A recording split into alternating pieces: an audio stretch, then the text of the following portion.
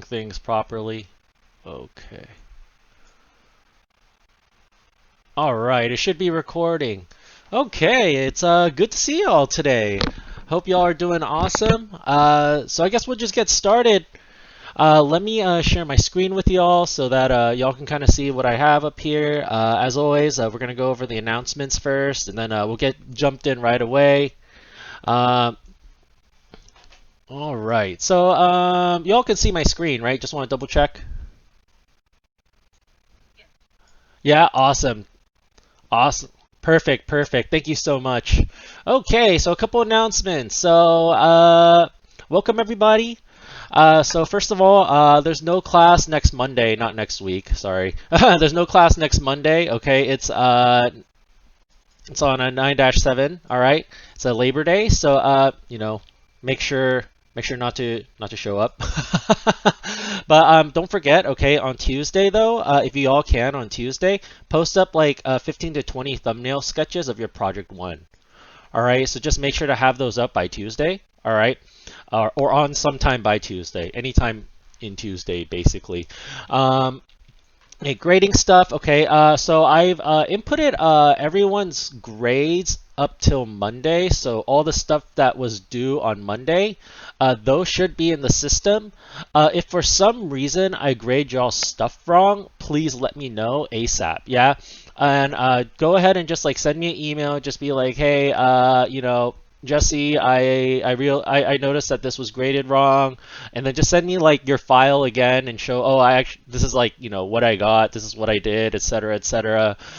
So just be sure to do that. All right. I will like mark stuff on your paper if like things are wrong, okay, or on your file at least. So I will like upload it onto like my sketchbook, and like I'll like do some drawings over it and things like that. Unless you got like 100% on it, or if you got 100% on it, that means like if you don't see anything on it, then that means you got 100%. But yeah, go ahead and check your grades, okay, just in case. All right. Let's see. Week 3 Wednesday class and week 4 Monday class. So I kind of want to just go over like what I have planned for next Wednesday and the Monday after. Okay. So I did not get that email. But yeah, we can solve that after class or during break if you want to like talk about it. And then if you want to just throw your stuff on there, like you can throw your stuff on there after.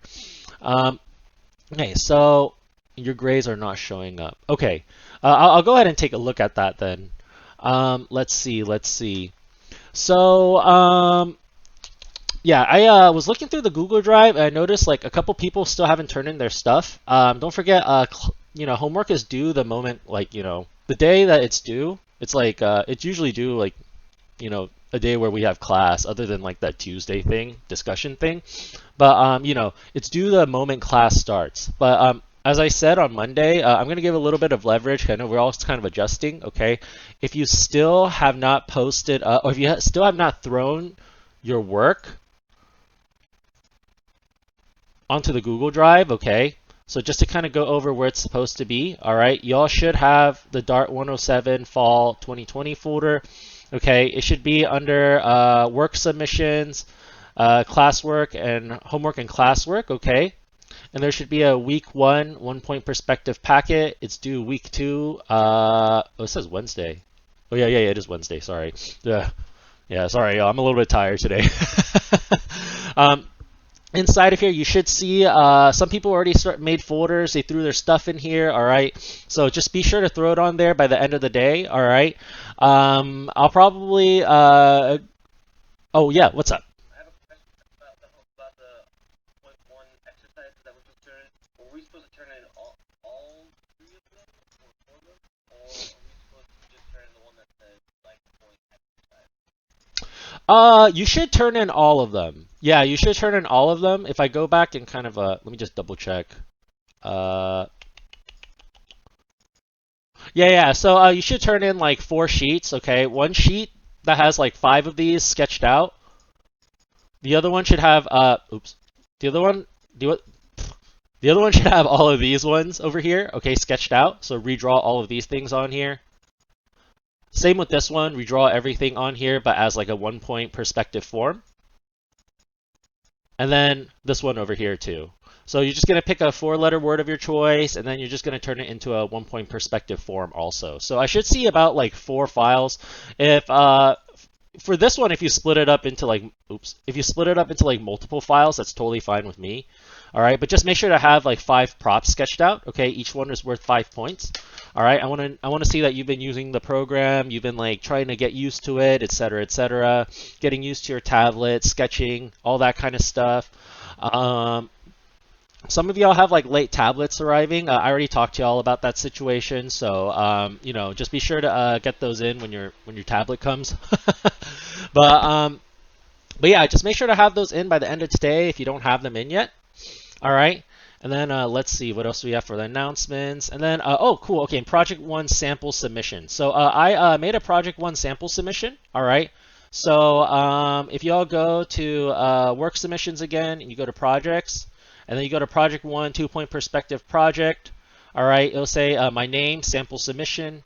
All right. So when I double click it, I make 3 folders. Okay. It's going to say sketches, mood boards, and final. All right. Inside of the sketches,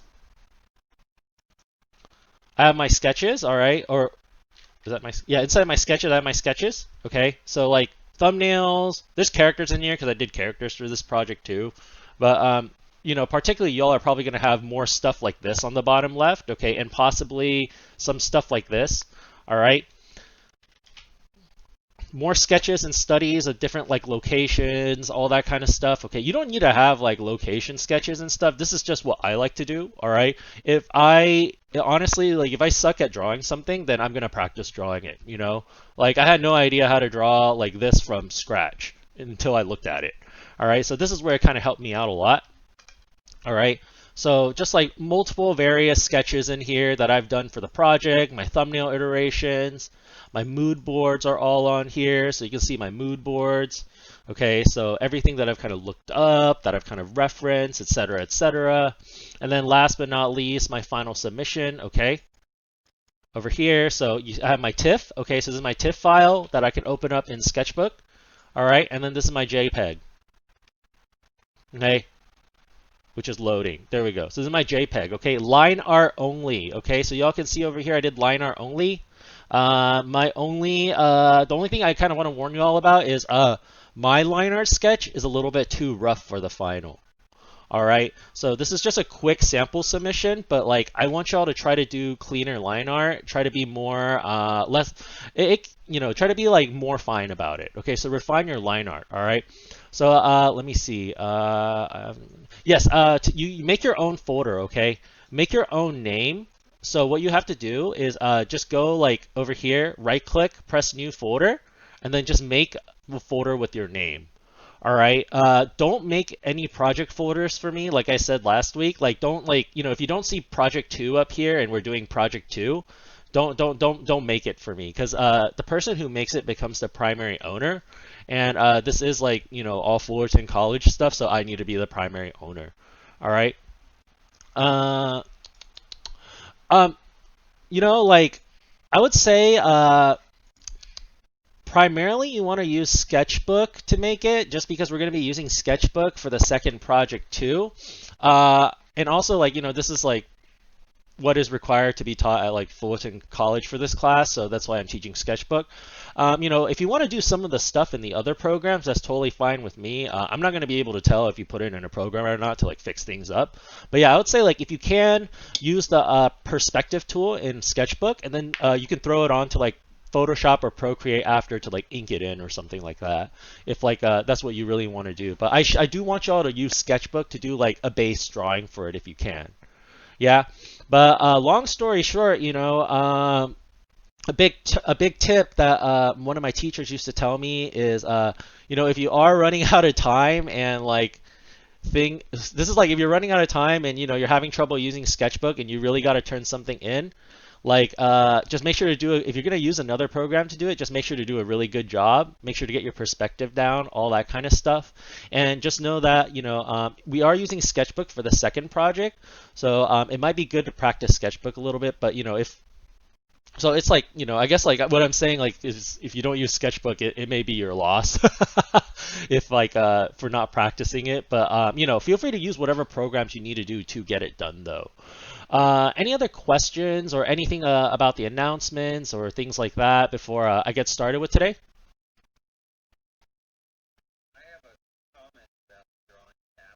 Oh, sure. What's up?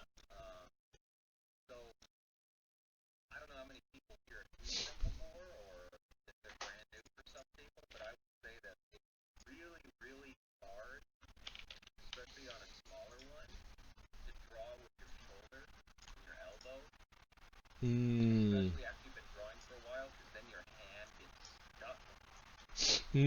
That is very true. Oh,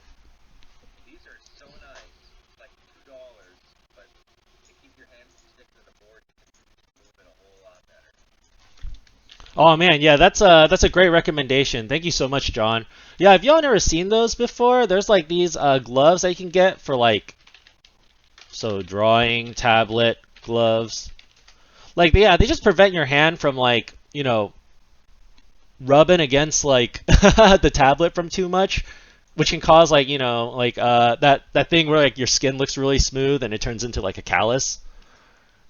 So, this is pretty helpful. So if y'all do like, want to invest in these, if you are digital drawing a lot and you are using like a tablet where you like, part of your hand is always like, rubbing against something, it might be good to have that. Let's see. Oh, that's awesome. Well, I'd love to know what tablet you got. That's an awesome combo buy. uh,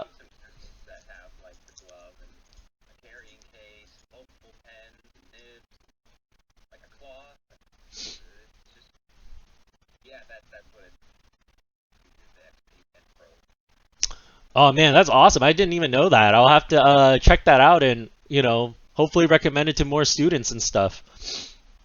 Okay, and then if you haven't downloaded the week 2 foliage packet yet, feel free to download that. It's under announcements and homework. Oh, and I also kind of want to go over where to find videos. I guess some people were having trouble finding videos in the class.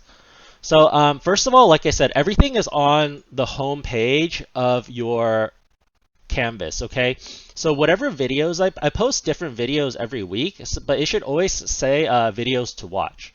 So week 1 Monday, videos to watch. And if you click on those, they'll have videos that help you out with the project and the exercises that I went over that day. So not just the video I recorded for the class, but other ones that I believe that will help out with the project and like, just understanding the fundamentals of like what we're trying to learn that day as well. So be sure to watch those if you all have the time, okay? Or yeah, just if it's really helpful to watch those. Just saying. So yeah, if you go under like week 1, it should have like week 1 stuff over here. So you have like 1 point perspective, 1 point perspective name tutorial, intro to Sketchbook Pro, like the interface, all that kind of stuff. But yeah, any other questions before we get started with the day?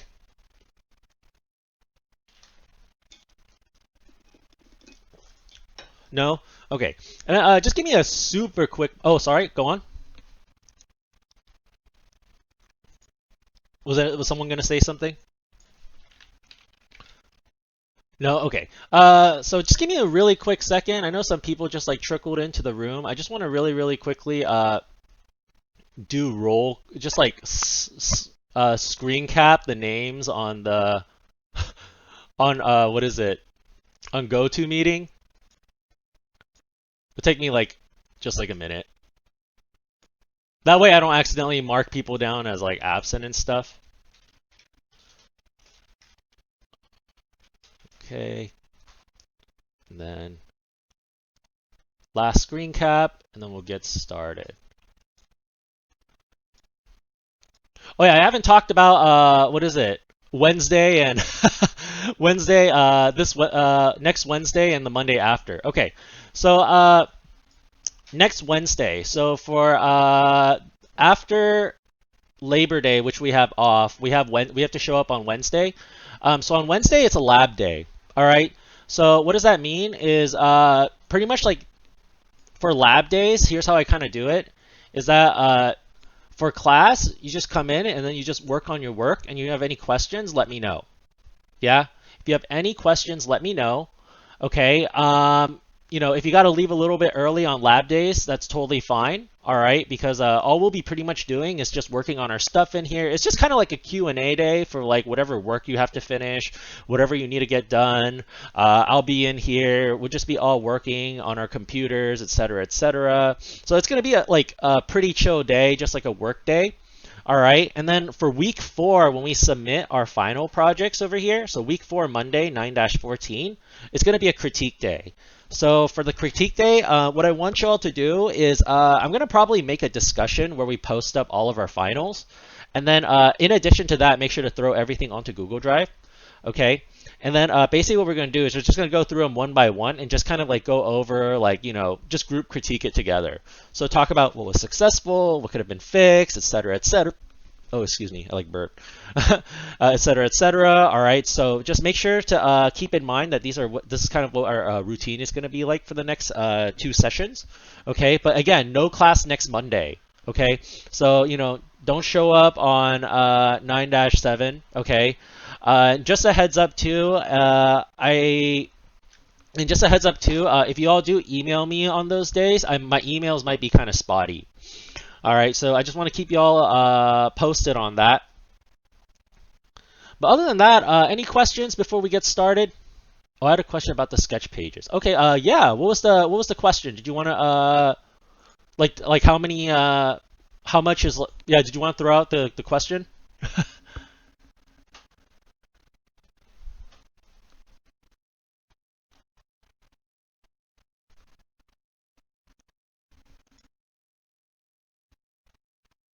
Well, I'll just be waiting for the question on the chat. But yeah, for the sketch pages, just make sure to post them on the blog.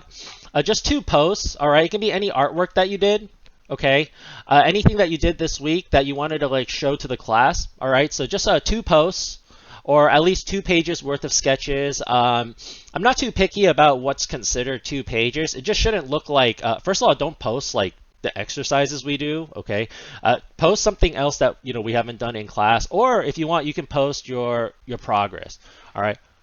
For the I don't have a preference because like it's gonna be on the blog. I would say like when you post it on the blog, I guess a good way to kind of think about the preference is when you post it on the blog, like just make sure that when we click on it, like for example, if I click on this one, that it comes out like pretty well sized. Like it shouldn't come out as like a thumbnail. Like I should be able to see like this is a pretty good size over here.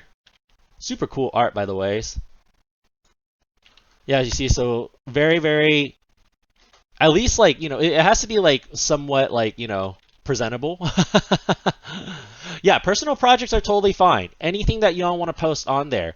Like I want this blog and this sketch blog is a way to be like expressive, okay? Show what you do, show what you love, all right?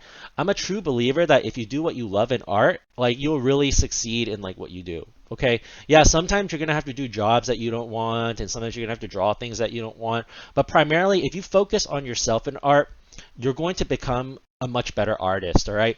Me and my friend were talking about how like art is actually like one of the most selfish things ever. Because like we're primarily focusing on our own self-expression, unless you work at like a design firm and they tell you everything to do, which like for a lot of people actually kills their creative like passion because they start thinking art in that sort of sense. But in the long run, though, I want you all to like always remember that art is something that is for yourself. Okay, yeah, you can make art for people, but always remember it's more important to make art for yourself than for others. All right. The only time I would make art for others, which is still for myself, is if I'm trying to draw something in a style to get into a company. All right. But does that kind of answer all the questions before I get started with today's lecture? Any other questions or anything else?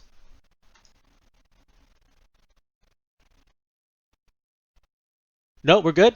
Oh, yo, what's up?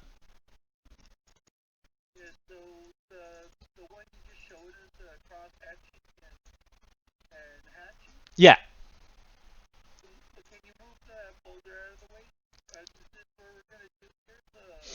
Yes. Yes, I'm gonna go over foliage today, but before I go over foliage, I need to go over texturing with y'all because like we can't learn how to do foliage without learning how to do texture. So Mm. So yeah, you can download this on announcements/homework. It should be under there, or download before class. All right. So other than that, let's get started. Just let me double check my. Okay, cool. I'm still recording. Good, good. All right. So, oh, sorry. Did someone say something?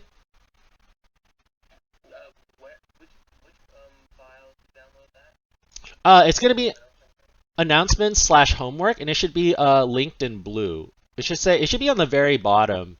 But yeah, it should also be in the announcements I sent over on the email. So so you can find it on there too. Okay. So let's get started. Okay, so today's Wednesday. Oh wait, no, today is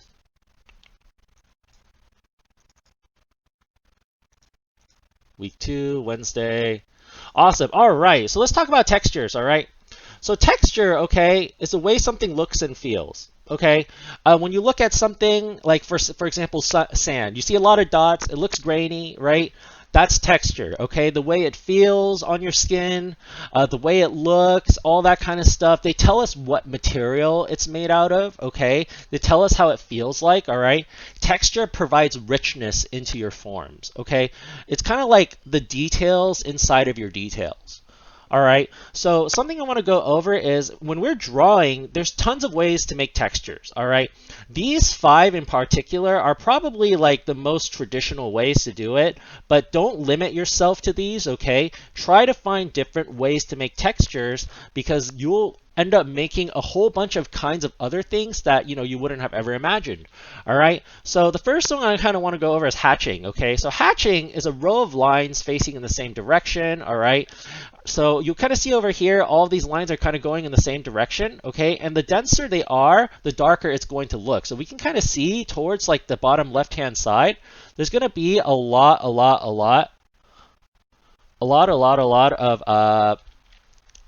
hatches on the bottom left that kind of make it darker, right? And the same kind of goes for cross hatching, except for cross hatching, they're going to cross each other. So you can start to see the hatches go in different directions that creates crosses, okay, or X's, all right?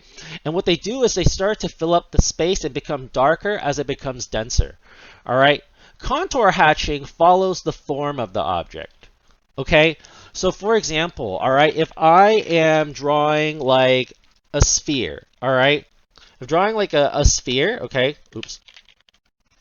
Yeah, if I'm drawing like a sphere and then I want to like contour hatch it, okay? Something I have to think about is how does the form of the sphere look? All right, and usually what I do is I break it up into kind of like a net. So I kind of think of it like a net, and that kind of tells me which directions I need to kind of contour hatch. Does that kind of make sense? And there's different ways to contour hatch, but you'll see it a lot in figure drawing. Like usually when they do like figure drawings, like you'll have like an arm and then like, this is like your muscle. And you'll see like a lot of contour hatching. Like they'll like make like, little circles and things like that, etc., etc. Okay. And then we have scumbling. Okay. And scumbling is kind of like scribbles. Okay. They're like controlled scribbles. Okay. So again, like with texture always, not just for these ones, the denser it is, the darker it's going to be. All right. So that's how you're going to kind of control value. And that's kind of how you'll control how things are going to look like, such as foliage. All right. So over here, we can kind of see like these 4, well, all 5 actually, all have different textures. All right. But they're using the same technique of thinking about that, the darker parts are going to be denser, and whereas the lighter parts are going to be less condensed. All right. Stippling, okay, is going to be with dots. All right. And you'll see stippling done a lot in, it kind of almost looks like rocks and stuff. But stippling has been around for a while. As you all know, Seurat, famous pointillist artist. Anyone seen Seurat? Everyone's seen Seurat's paintings, right? Like, I mean, we all seen this one over here. He uses stippling or pointillism, right? Pointillism is in painting form, right? He uses like that technique in painting to create kind of all these dots, which from the far away, they're going to look like color, but from up close, you can tell that each one is almost like a computer pixel. Like they all have their individual colors. And if we look at some pencil drawings by Seurat, you'll see that he uses stippling in like all of them. Now, this one's kind of grainy, but you can kind of see like, look at all those little dots. It's so crazy. He really was a master at it. All right. So what I'm going to do is I'm going to kind of go over how to kind of do this page over here. All right, what you all are supposed to do, how to practice these kind of things, all that kind of stuff. Really quickly, let me read the chat really quick. Transfer from my. The same technique works for fiber strands, and I can kind of do a sample of that down there for you in a bit after I go over these three. So yeah, I can kind of show you how to do that.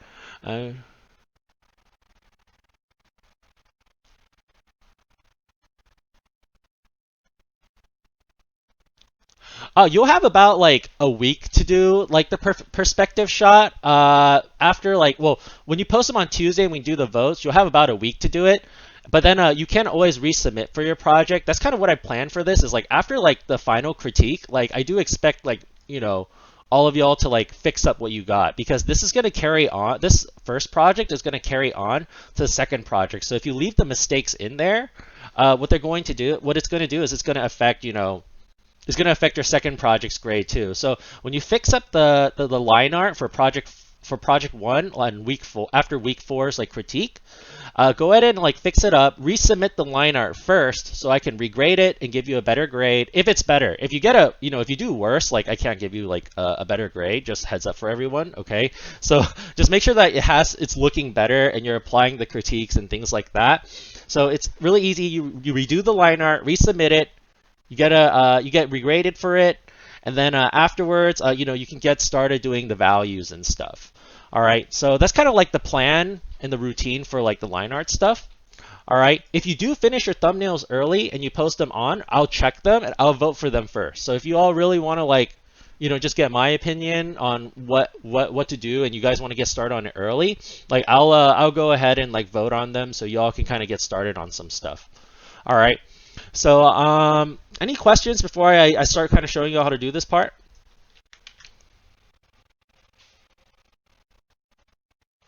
No, we're good? Okay, so stippling, okay, so how do we do this? All right, so I'm going to get my paintbrush, okay? I like using the paintbrush for this because I can like control the opacity. Reset, let's reset it. Make sure that opacity is 100. I'm going to make the size a bit smaller, okay? And then basically what you're going to do is, you can make it a little bigger than that, is you're just going to stipple. All right? So on one side, it's going to be super, super, super, super dark. Okay? And on the other side, it's going to be and on the other side, it's going to be really light. So what you're trying to go for is something like this on the bottom, like the third one from the bottom. Y'all see that, right? And feel free to take advantage of digital tools too. Like for example, if I do this, also like be mindful of your stippling. Like for me, like some of these are not looking like dots anymore, and that's not very good stippling. All right, so sometimes what I do is I take advantage of my digital tools, okay, just to speed things up. All right, get this, copy, paste, copy, paste. And you can kind of block in this whole section this way really, really quickly using this method. And what you can do is you can kind of erase stuff after and just kind of like adjust it. So merge layers, copy, paste, paste again. Y'all kind of see what I'm doing over here, right? So I would like kind of just block in this whole section. It's really, really quickly. And then what I'll do is I'll start adjusting from it.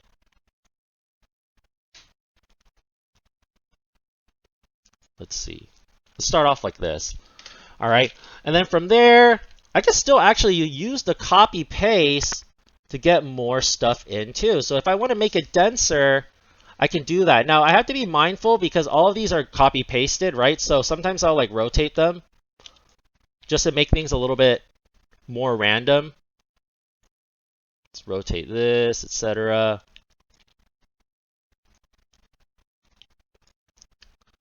Is that kind of clear to everyone how I'm doing this? right? And then what you can do is you can go in here. Let's merge these.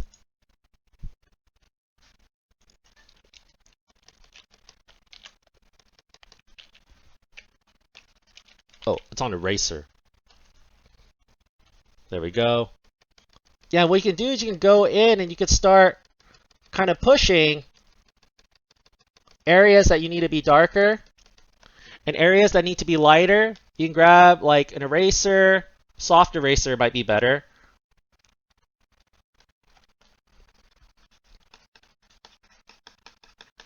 Erase out some stuff.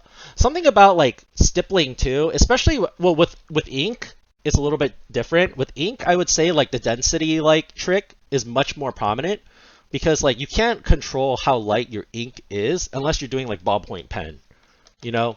But if you're doing like some sort of like like an Indian ink or like some sort of like Sharpie or something like that, it's going to be very bold. Okay, so in that case, you definitely have to, make sure that you're spacing things out more and more. So again, like I would just keep going in, keep adjusting, adjusting, adjusting. If you really want to make this part over here dense, again, use your selection tool up here, copy. Let me merge all these down actually, right here. Merge, copy, paste.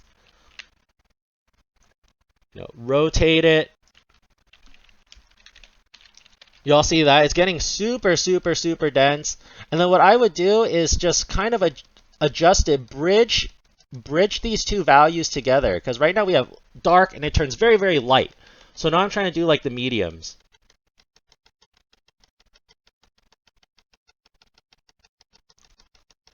So your end result should look something like this on the top over here.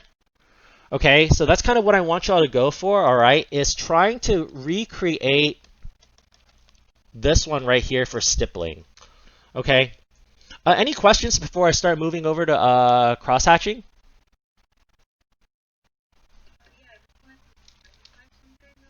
Sure. What's up? Okay, so project 1 is all life art. Yes. Worksheets in the foliage folder, are these for project 2?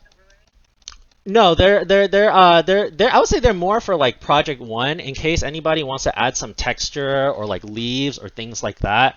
So for example, like cuz yeah, it is like a digital drawing class, so my goal is to just make sure that you all learn like, how to recreate like traditional techniques on a digital format. So for example, and I'll kind of talk about too how like foliage works in design and what y'all can kind of do for that. But yeah, if you look at like the project that I turned in for the 2-point perspective one, like this is totally a 2-point perspective over here. It's totally a 2-point perspective, but I'm still using foliage, all that kind of stuff. Like it may not be as much like texture, but you can still kind of see I'm adding a bit of texture in there just to kind of like, suggest that these are leaves. All right. But also something I want to keep in mind is like, this sketch is made for like a painting. So, and you can kind of see like, so what I did was like, over here, like I added more detail and I can't add too much detail on the leaves. Otherwise, like that's going to draw attention away from the center. All right. So kind of talking about focal point. Okay. When we're talking about composition, all right, and I'll kind of go over composition a little bit too, is you're going to have a focal point, okay? And basically what you want to do is you want to try to make your eyes lead to this focal point. So you can kind of see like I'm using the tree to push my eye to the middle, this tree to push my eye to the middle, using these like trees in the background and the leaves to kind of frame my center point, all right, which is this focal area. So everything is leading your eye to the focal point.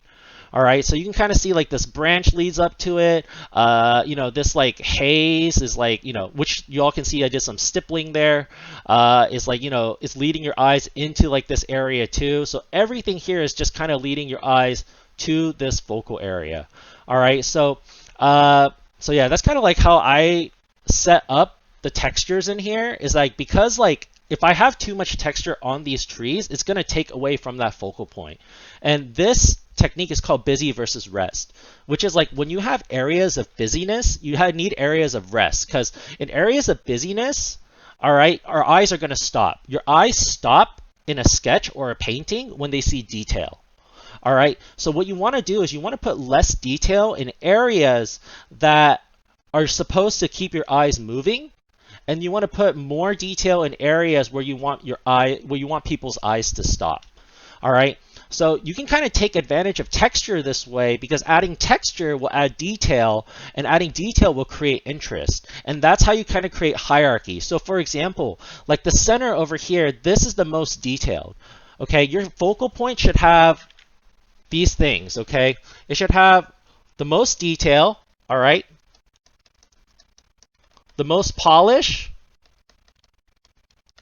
the most contrast. Okay, contrast of values, contrast of color, contrast of details. It should have all these three things in particular. So yeah, it does help with Project One, and it does help if you are doing, well, I'll say it helps for like tons of stuff in Project One. If you're trying to add like texture to like, you know, a pot, or add texture to like someone was saying like a rug earlier, like that would kind of be where this falls in place. But like overall, like it will help overall in like just like drawing in general, whether it's digital or traditional. Does that kind of help answer your question? Yeah, thank you. My pleasure, my pleasure. All right, so for this top part, okay, stippling, okay. So dots, okay, dark on the right, light as you go to the left, okay. I didn't finish mine up, but like, you know, there's still some fine tuning to do. But, you know, I do expect you all to kind of do something similar to this, not exact, okay. So cross hatching, okay. So hatching is just lines going in one direction, okay. So if I want to make hatchings really dark, I'll put them close to each other. All right, but if I want to make it lighter, okay, I'll start kind of spreading it apart.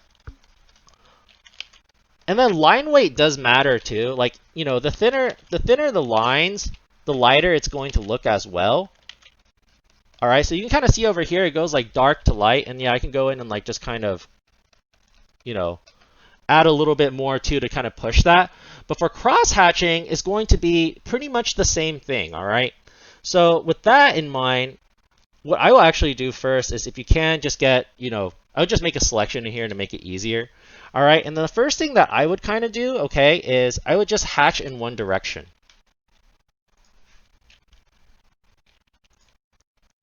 Deleted my selection on accident. There we go. All right, so getting my brush, okay. So I would just hatch in one direction, all right.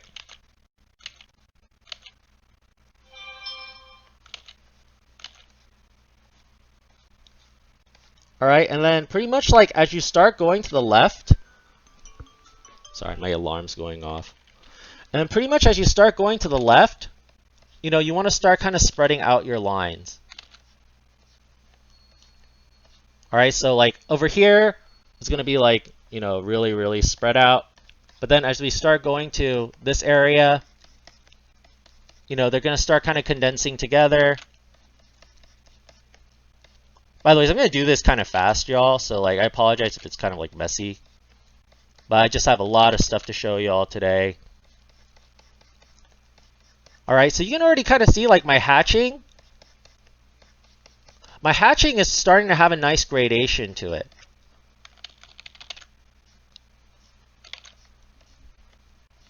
Also apologize if I get quiet. When I draw sometimes, like I get super quiet. All right, so I'm just going to do this super roughly, okay? So dark to light, right? On the right-hand side, what you're going to do is you're going to start condensing it, but instead of adding more hatches going the same direction, they're going to go the other direction, kind of like this.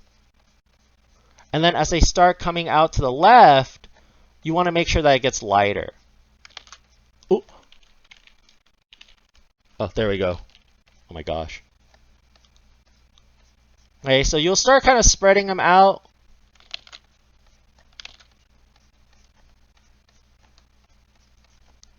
And then as you go to the right, get it more and more condensed.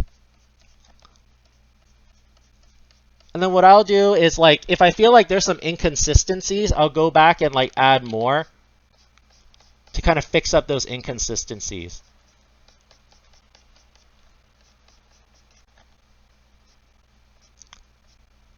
Does that kind of make sense to everyone, how cross-hatching kind of works? How value kind of works with texture? Yeah? Okay, good, good, good.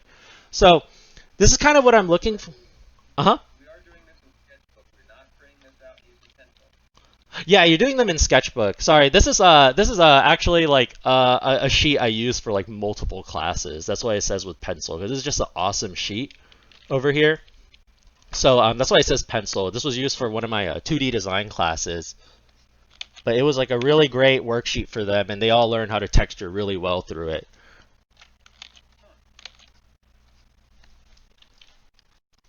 So y'all can kind of see over here from far away, you see we have a light to dark, okay? The density of the textures are getting close together.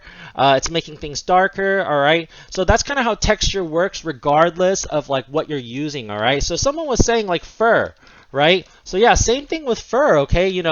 And there's different ways to do fur, all right? But let's just say I'm just like, adding lines, I can just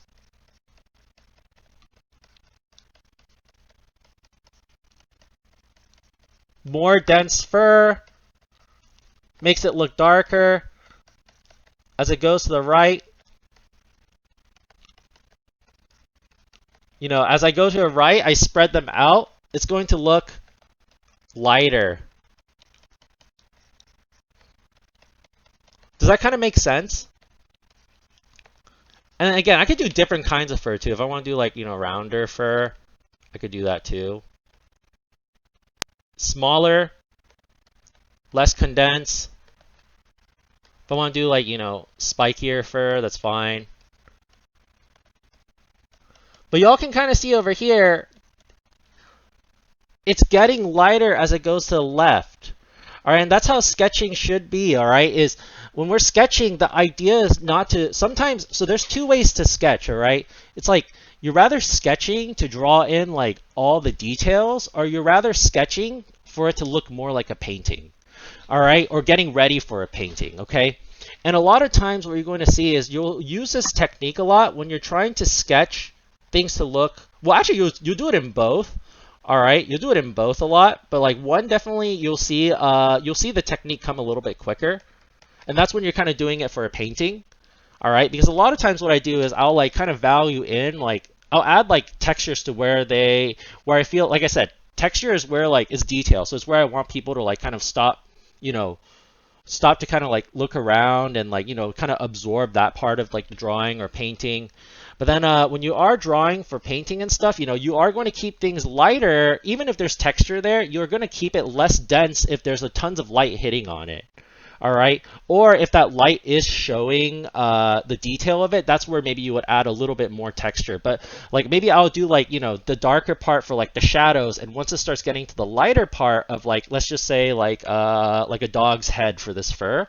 All right, I'll stop using as much texture over here, start spreading it out, and trying to like suggest that that's the area that's being hit by the direct light. All right, and for the last one, you're just gonna do your own. Okay, you create your own texture. All right, so let's just say you're doing like trees, right? If you're doing like leaves and stuff, right? Bunch of leaves, kind of like together.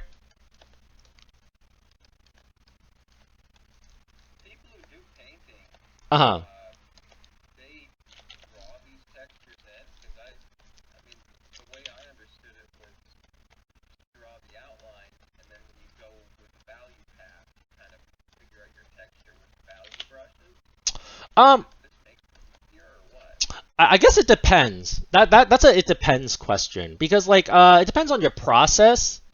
But then something I will say is when you are using line art like to sketch first and you well in digital format sometimes a lot what I do is I keep my line art for texture. So it depends on the style that I'm kind of going for. But in like all of the remnant ones that you all kind of saw, like like for example the one that I kind of just like showed you all with like that like Japanese building and like the city and all that stuff. For that one, I kind of used more of a line art style. So what happens is like from far away, these things like, once you use like an overlay on top, it'll start to like kind of read more as texture from like far away.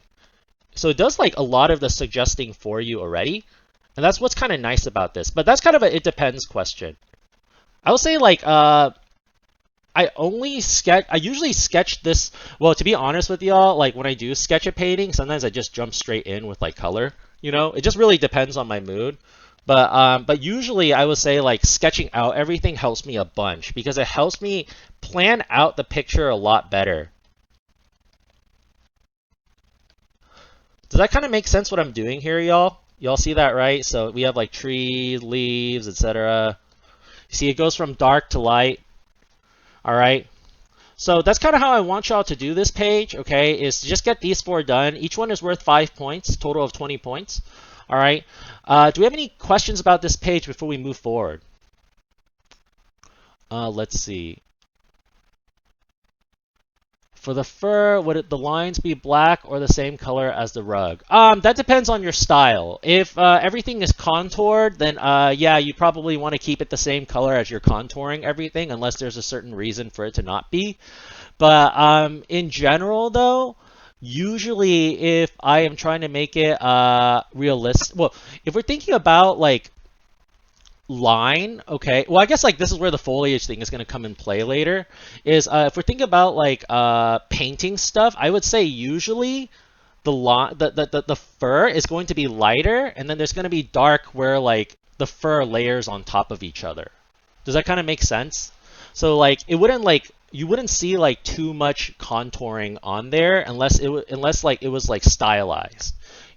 So if you're doing something like well, even like things like really anime have like kind of like really realistic backgrounds nowadays. But if you see like a background that's more stylized, more line heavy, usually it would like I would say the lines are the colors used to kind of help create the lines the color of the lines depend on how you want the hierarchy to be. So for example, like if you have a bunch of like dark lines and the rug also has a lot of dark lines, but there's too many dark lines on there, that rug might be taking too much attention because you have too much detail there.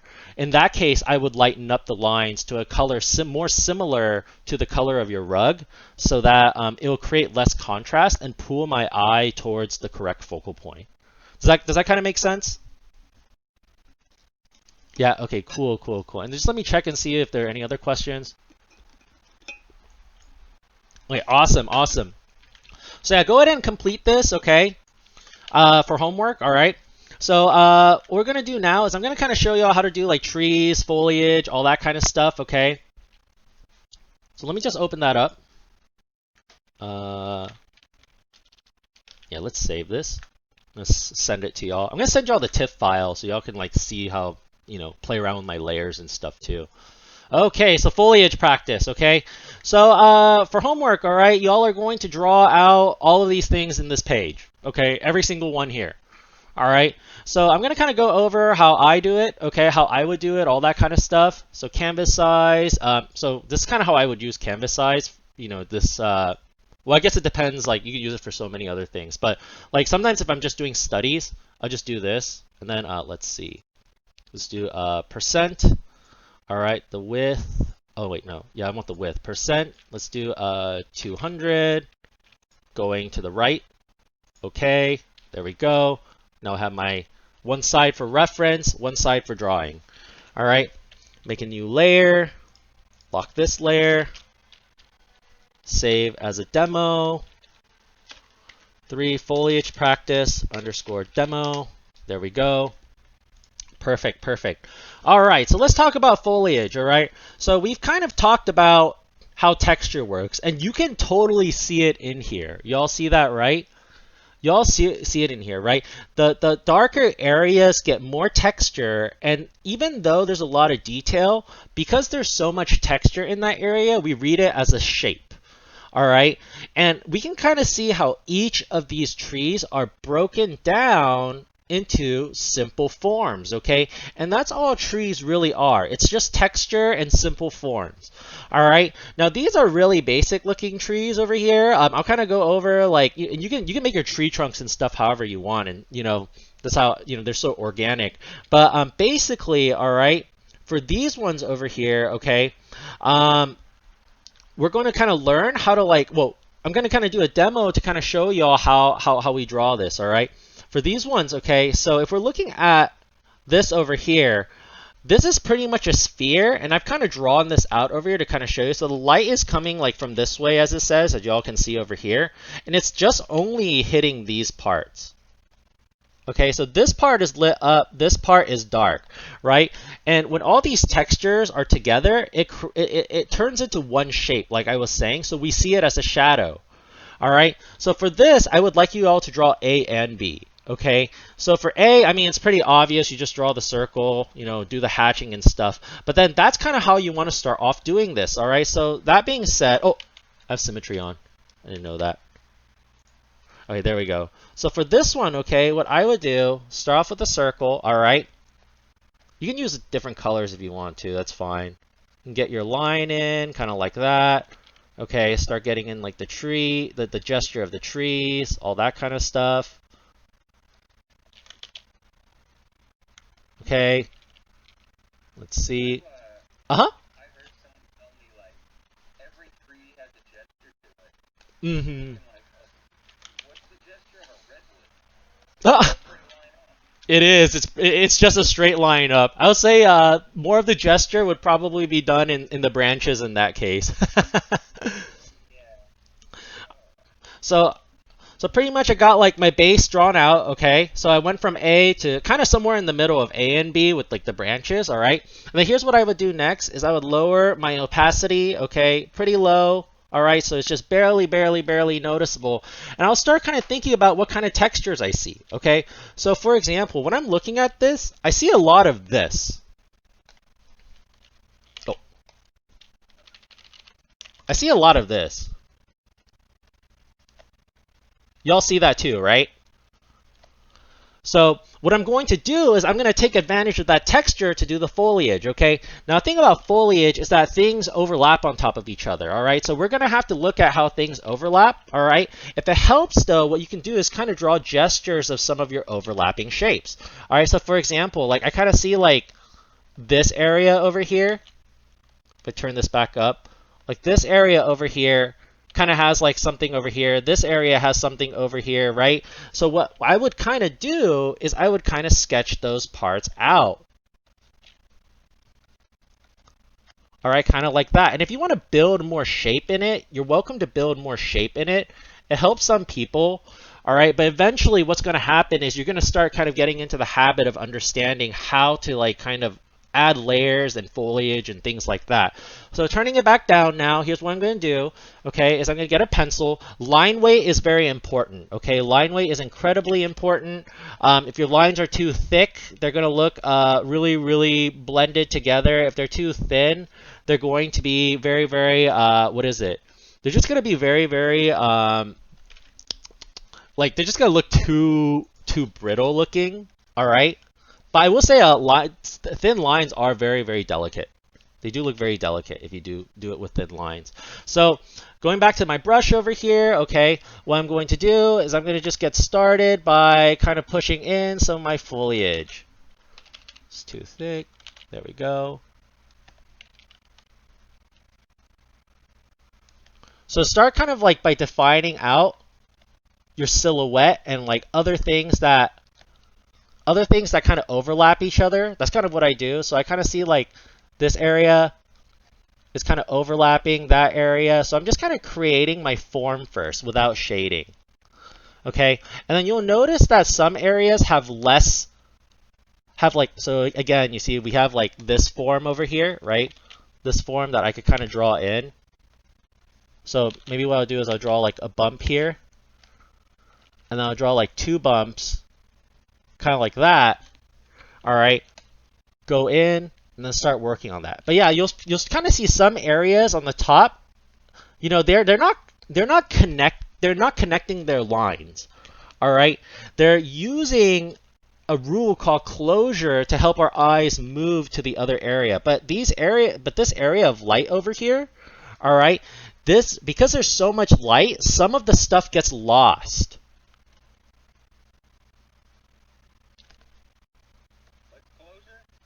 So closure is basically where you see how like these lines aren't like connecting over there, like they don't close it up. But because we have the idea that this is a sphere, our eyes still move and see this as a whole sphere. So for example, if I do this, you know, and I go like this, and I go like, oh, what's the shape on the inside of these two shapes? Most people are going to say it's like a rectangle, right? Even though it's not fully drawn, we have implied lines over here that that basically close this into a shape in our mind. Does that kind of make sense? Yeah, that does. Yeah, it's a really cool trick to use. And then there's some really cool art that you can do with it too. If anyone knows, man, I always say his name wrong. It's like Phil C. Coles. He's like a great American illustrator. He did they call it fadeaway girls. Like he did like a lot of fashion magazines where like the clothes, it was like women would be wearing clothes, but they'd be like, they would have I don't know how to say it. Like it's like they have a texture behind it, but so basically like it'll be like the silhouette of the clothes. But then inside there'll be like a flat texture and it kind of closes in that shape. I'll show you some samples in on break time for those of you who are interested. So yeah, I'm just kind of like building my silhouette first, all that kind of stuff. Just doing these studies. Okay, so you see, these sketches help because now I know that, this area over here kind of like goes in just a little bit. All right. And now that I have that done, what I can do is I can start kind of building in more foliage. All right. So again, just kind of looking at my texture density, where there's more texture, where there's less texture, while all keeping in mind that the bottom right-hand corner is the area that's going to be really, really dark. And then this is kind of how I sketch when I go sketch environments too. Like when I go out and like I do like a plein air sketch. For those of y'all who don't know what plein air is, it's outdoor. It's French for outdoor. Usually like French for plain air, like mhm, ELAIN, plain air. mhm. So you can kind of see I'm starting to build more foliage. Areas that are darker deserve more texture. Areas that are lighter get less texture. Start building in more layers. Define which one of these forms are laying on top of each other. And you can do that by showing a bit of overlapping with these forms. And then you'll see a little bit of like dots too. Sometimes I just add like leaves though. It's just kind of like that. Does that kind of make sense what I'm doing, everyone? And then, awesome, awesome. And then the direction of your leaves really, really matter too, okay? So something to think about is, when we have like a branch, right? Like we're gonna have like leaves, they're gonna go out this way, they're gonna go out this way, they're gonna go out this way, etc., etc. Okay, and then maybe we have like a huge one over here, and then we have like some other ones. Okay, but you have to kind of think about how leaves grow out, okay? And this depends on the type of tree that you're obviously like doing. If we're doing like a weeping willow, everything's just gonna come down like, like this, right? But that's that's kind of, I guess, where gesture would come in play too, is that you want to think about the gesture of your leaves, all right? Leaves have gesture, they have shape, okay? Okay for kids to do, but something a professional should never do unless the style calls for it is just like, just blasting leaves on there as if they were stippling. Okay, unless you have like an awesome brush that lets you do that, I would say try to make sure that all of your leaves have a certain gesture to it. Unless the tree actually does look like that. All right, so this is like generally like almost finished over here for like the top part. All right, and then when I'm doing the bottom part, I also want to keep that in mind, okay? Like what textures I have, all that kind of stuff, all right? So again, what I'm going to do is just kind of use this as like a base, all right? So I can kind of see what's going on, all right? And then what I would do is actually what I would do first is sketch a little bit. Okay, this area is open. And then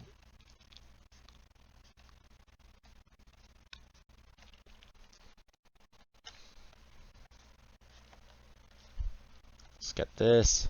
Let's ground the tree. It's going to help to ground the tree. Right now it looks really awkward. Let's go back to my brush actually.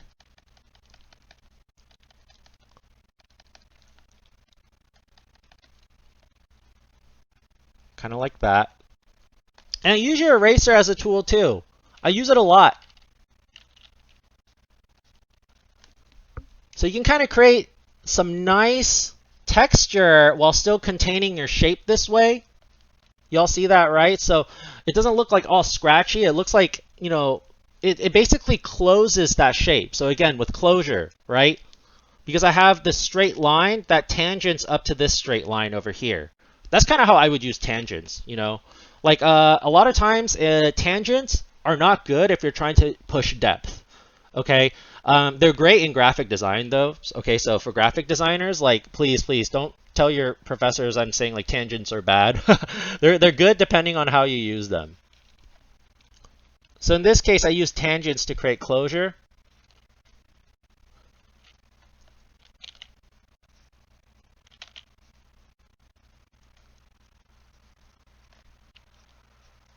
It's kind of like that.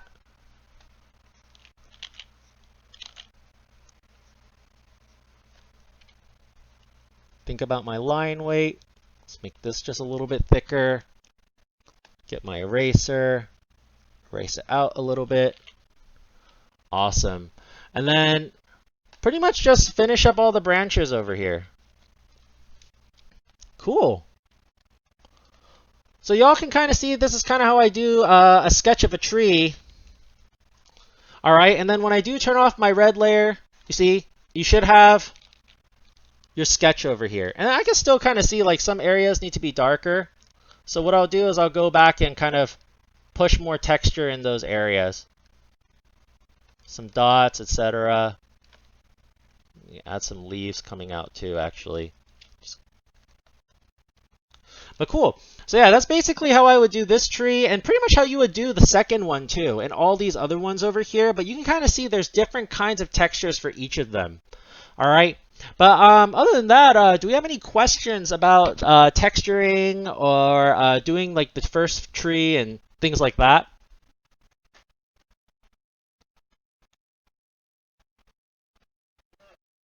Not too much. Not too much? Okay then. Uh-huh. I'm just looking at this and I'm like, yeah, I'm starting to understand something, but it, oh man, definitely going in the right direction. I'm glad to hear that. Okay, in that case, it's 9:04. Why don't we take a break and let's come back at around 9:15. How about that? Yeah. So when we come back at 9:15, what I'm going to do is I'll probably do a couple more. I'll probably do another picture as like a demo, and then what I'll do is I'll jump back and start doing some of these other ones that y'all are more confused on. All right. So let's come back at 9:15, okay? And then yeah. So I'll see y'all at 9:15. If anyone has any questions right now, feel free to ask. I can help y'all out with stuff. Yeah. Cool. Yeah. Let's take a break. Oh, I'll show you all those, what is it? Those fadeaway girls too. Really cool art for those of y'all who want to just stay online for break. But just give me a quick moment. What is it? Do roll again really quick. Is Raphael in here? I just want to call the names I didn't get to put down. Are you in here, Raphael? No? Okay. And Ryan, I see you, and then I see you, Season. Okay, cool. I think that's everyone. Okay. Mm-hmm. Yeah, palm trees are. They're fantastic for gesture. There's so much of it in the leaves. Then you get up to the crown part and you get lost. Oh man. Well, if it ever helps, my teacher always said, a palm tree is just a lollipop with a punk rock hairdo. You build off of that. Yeah, pretty much. Yeah, palm tree is just a lollipop with a punk rock hairdo. That's what he always said. I mean, this is a really rough palm tree, but whenever I draw things, I definitely think about what does it look like other than what I'm seeing, and that really helps me out in just kind of drawing out what I'm supposed to like draw in front of me. Uh, let's see. Let me show you all those fadeaway girls. Oh man, these are so cool. Yeah, kind of like this. So this is like the idea of closure, y'all. For those of y'all who are still here. Yeah, so like how like that shape is being closed even though like nothing is in there. Super, super cool stuff.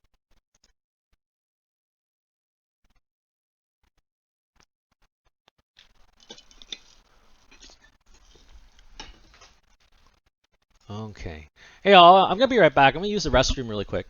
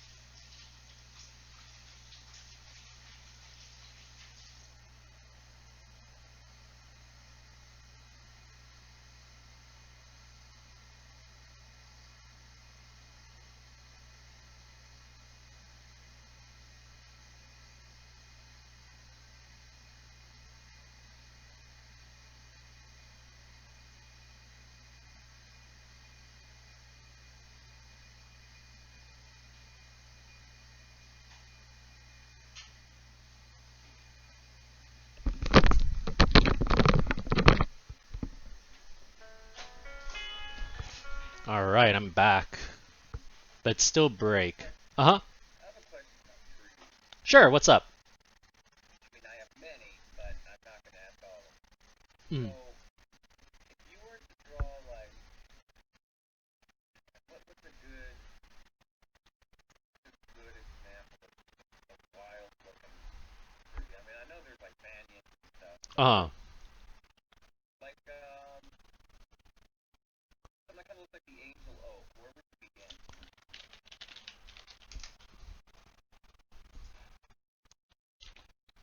Oh, okay.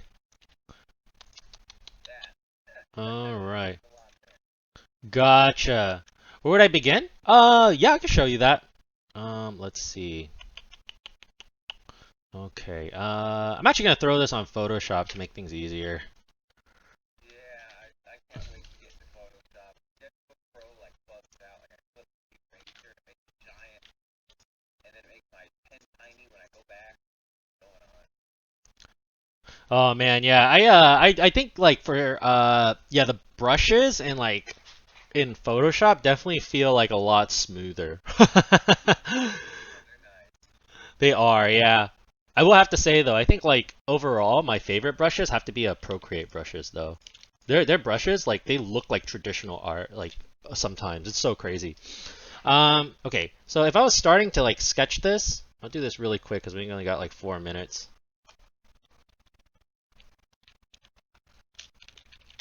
So get my horizon line or my ground plane, And what I would do is just kind of start drawing in basic shapes. Plan out my shapes, my proportion, all that kind of stuff. Get gesture in for all of these.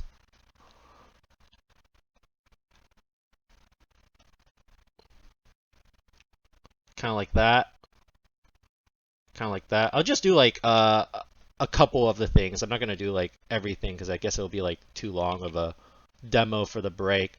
But like once I get all the gesture lines in, what I would do is I would start kind of like developing out like, you know, the form and silhouette and stuff.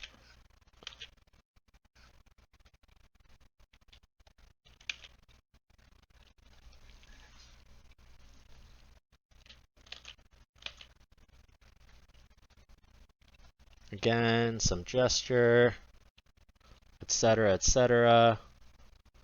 Kind of like that.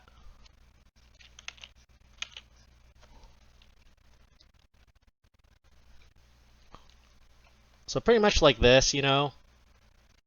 And then, you know, if I have like more things, same thing. Just kind of start building on top of it.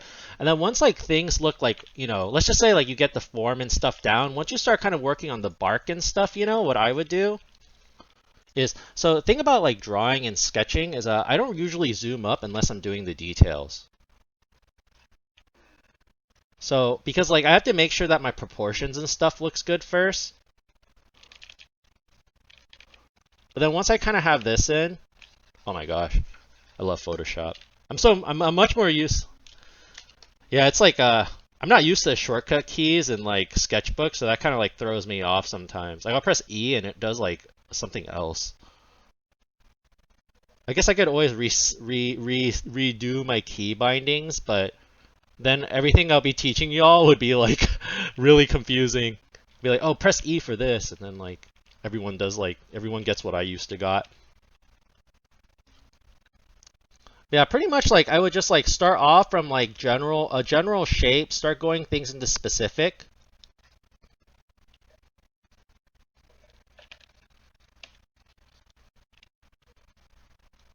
Does that kind of make sense what I'm doing, John? Yeah, it does. Yeah, so that's kind of like how I would take it. Is like I would start drawing this, you know, start kind of building on top of it, etc., etc. And then when it comes to the texturing part, I would say something you want to start thinking about is like busy versus rest. So what do you want people to see? The trunk or, you know, the background, right? In this case, I might want people to look at the trunk because it looks so cool. It's very interesting. It's a very awesome silhouette. So what I would do is, now I was saying how like areas of busyness, you know, or areas of like detail is going to draw attention, but in this case, I would put so many dots and like, you know, texture in the background, and I would keep the trunk less textured, but still have some textures in there. Like just like a little bit, you know, so that, And then when you get, mhm. What's up? then you would transition to like digital painting, right? And then you would start putting the leaves and the colors. I mean, that picture has a lot of detail in it. So Mhm. why use colors in the area of what the focal point is the bright green leaves contrasting with that big dark shape in the middle that we Mhm. see everywhere. Mhm. You know that's what you're gonna look at first, that big thing. Yeah. Mhm. So that's kind of how I would take this is like, yeah, just create contrast, you know, so the leaves are going to be like really, it's almost just all like texture in the background. And then the trunk in the middle, it's going to have some texture, but you want it to have less texture so that it pops out from that background, basically. For the painting part, I'll have to go over that some other time. But that's kind of like how I would do like the sketching for this tree is just kind of build it off of basic shapes, and then like, you know, when I get all the form down and everything down, I start like thinking about how I can make things pop out from each other, how I can make my focal point pop out. But anyways, it's 9:16, so let's go back to class. Okay, so that's kind of how I would do these trees, and that's kind of how you would do all these other ones too, except you see you break it up into spheres first, okay? And don't limit yourself to spheres, all right, y'all? If you see a tree and it looks like something totally different, go for it, okay? One sample I kind of want to show y'all is a picture that I did, I guess, I was working on.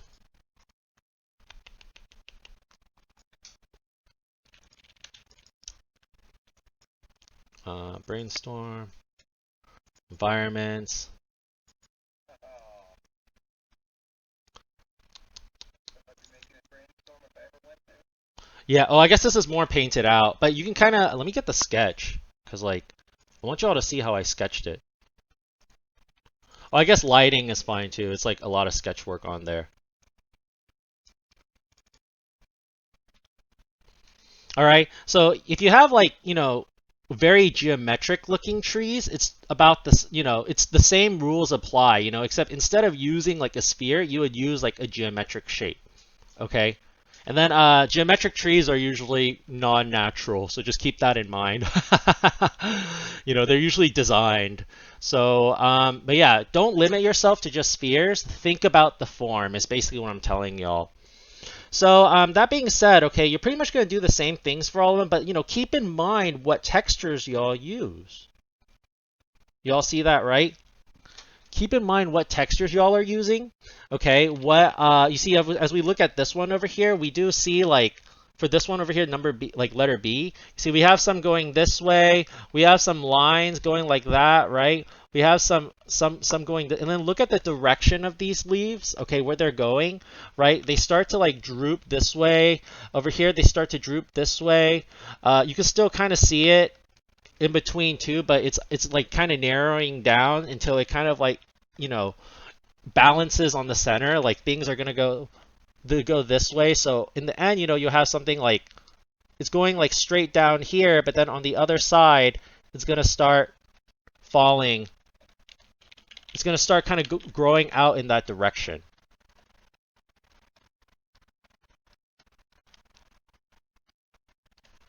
Okay, so I'm actually going to jump back to this in a bit. I want to kind of go over the other homework sheets that I have for y'all, okay?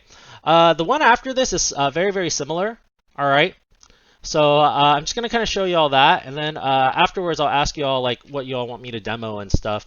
So this one is probably like a tough one, okay? The tougher one, but it should be like kind of a good test to see if you got this right over here. But basically for this pit one, same thing, just draw this. Yeah, just draw it, just copy it. Okay, try to do it as closely as you can. You can see all the little spheres in there. You all see that, right? You see all the little textures, and I have the textures down here big enough so that y'all can kind of mimic it. Okay, and then also we can see some contour hatching. So this is a good example of contour hatching over here. And y'all can kind of see how these hatches, they round against this like tree branch to kind of help us tell that it's a cylinder. So take advantage of that. And you can see that areas are more dense because of shadow. Okay, we can kind of see like a cast shadow coming down over here. All right, we can also see like the form shadow on the left side is dark. So they're adding more density to it. As they go up, they make it a little bit lighter. All right, so just keep that in mind. This is kind of how you want to, the way you want to do this is the same way you want to do all these other ones over here. All right, so make sure to do these ones first before you start to attempt the one over here, okay? Got it? And then, awesome. Perfect. And I believe, oh man, I can't remember what I put as the due date. But the due date's on, in the announcements and homework. Yeah, we'll go check that out really quick, just to double check everything. So yeah, if you go under, what is it? Announcements and homeworks for, week 2, Wednesday, 9-2 on the very bottom. Okay, so it's due Wednesday, week 6. So pretty much like, right after your project, the next session, it's due. So go ahead and get started on that, okay, if you know how to do it and stuff like that. I'm also going to, like I said, demo all the other ones that people might want to like ask questions about. But before I start doing that, I want to show you all one last demo, and that's painting foliage, okay? And this is a digital drawing class. We will be doing a little bit of painting, but there's a fine line between this class and the digital painting class. But the reason why I want to talk about this is because we're going to talk about silhouette versus line. Okay, so we kind of talked about earlier, like, how this translates, how the line art translates over in a painting, right? But when we're doing that, when we're starting off with line, it becomes what's called a line-based drawing, okay? So there's two kinds of like drawings out there. We have line-based and shape-based, okay? Now, obviously, we use lines to create shapes, But we want to but when we are doing a line-based drawing, we start off using line, and that's why it's called that. Whereas like for shape-based drawing, we're starting off using shape, okay? The same rules still apply. So let me stretch out my canvas. So again, this is like how we kind of use the canvas tool, all right? Or a way to use it. Percentage, I want it twice as big, and I want it to, I want the addition to be on the bottom, so I'm going to press bottom, okay, down. And then let's put it at 200%. Boom. All right. Oh, I guess it made it on the top. So I guess if you want it on the bottom, you're going to press up instead. So I guess it moves that image up. Let's see. So percent 200. Oh, almost crashed my computer. All right. So we have this now. All right. So for this, you're going to draw both. You're going to paint out both trees. Okay. And I'm going to kind of show y'all how I would do it. All right.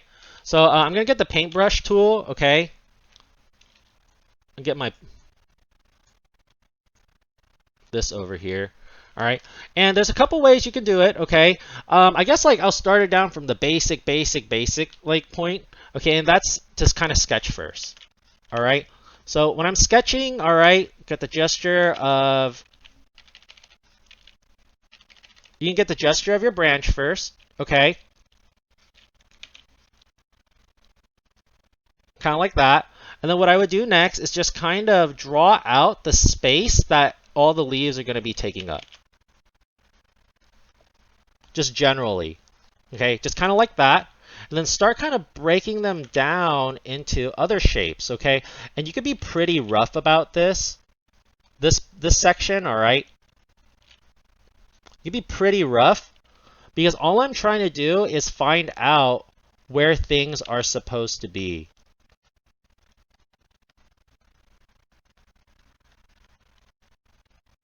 Kind of like that.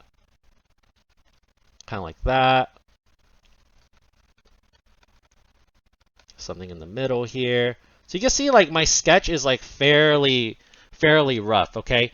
Now, whenever you're starting a line-based drawing has to be pretty tight, okay? For those of y'all who are super into like League of Legends or Overwatch, okay, League of Legends characters, they're very line-based. Okay, the artwork for them is super line based, so you want to learn how to draw with line very well. All right, so you can kind of see like in these pictures over here, it's very refined. All right, they use line to help describe what it looks like first, and they go back in to like paint it afterward.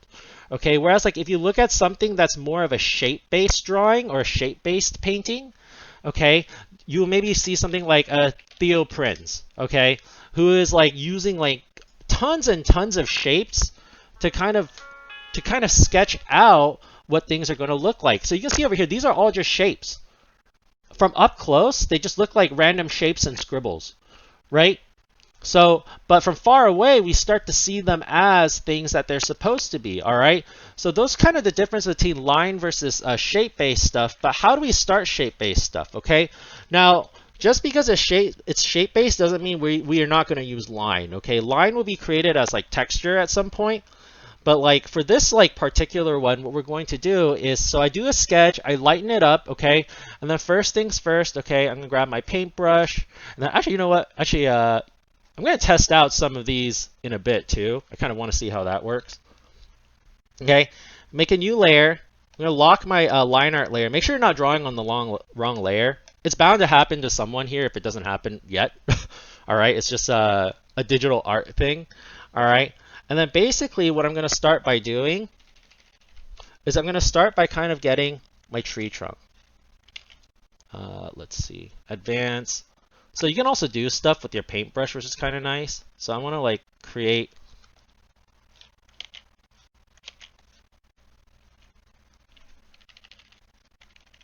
it's kind of like that. So I'm just kind of painting out my shapes. All right, kind of like this. And then if you want to lower your opacity for some of the parts, you can. All right, so I can kind of see some of the branches are like slightly transparent.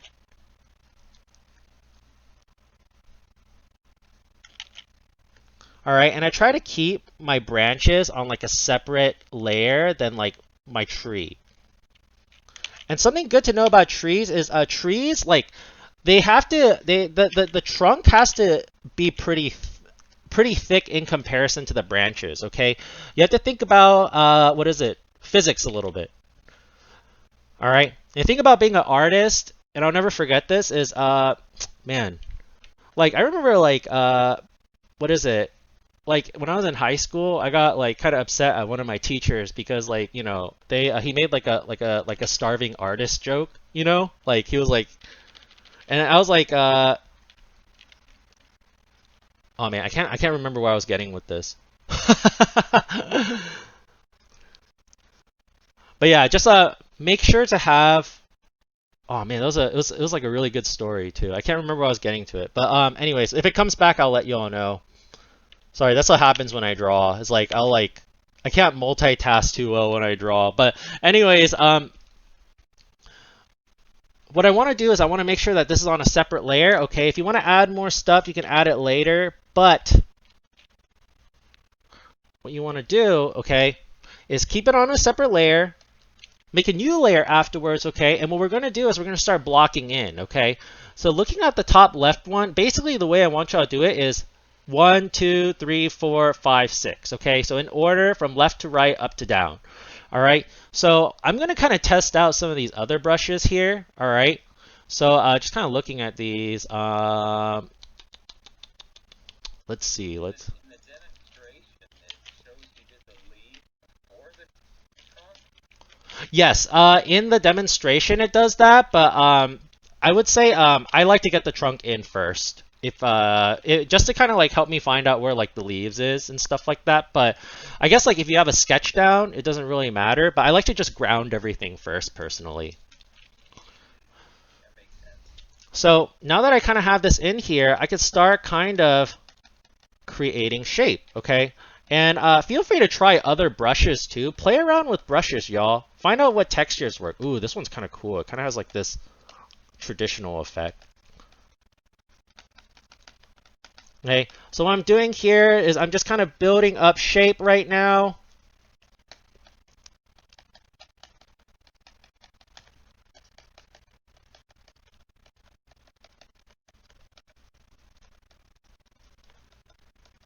Okay, just trying to be accurate, okay?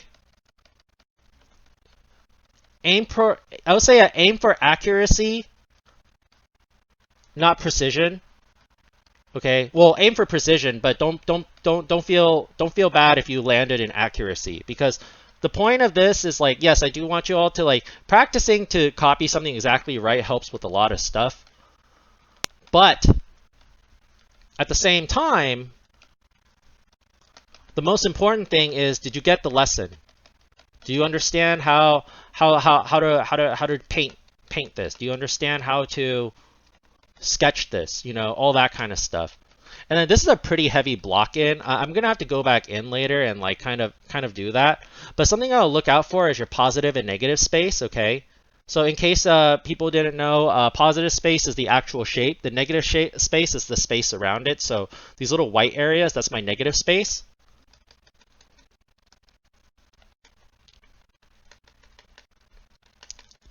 And also be good at referencing. When I am referencing, I'm not just looking at the top left one, I'm looking at all of them.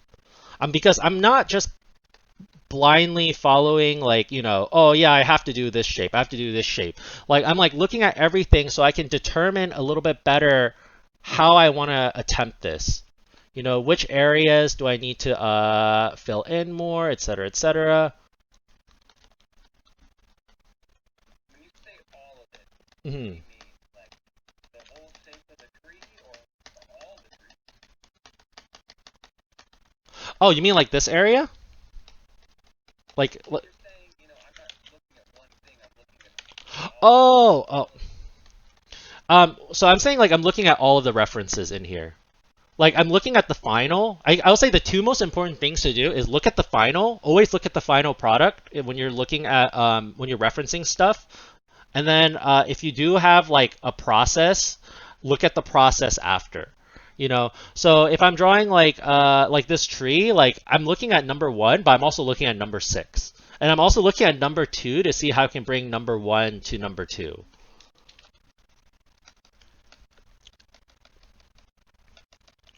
So we can kind of see I have like a tree blocked in. If I want to make it more full, I can get like another type of like brush.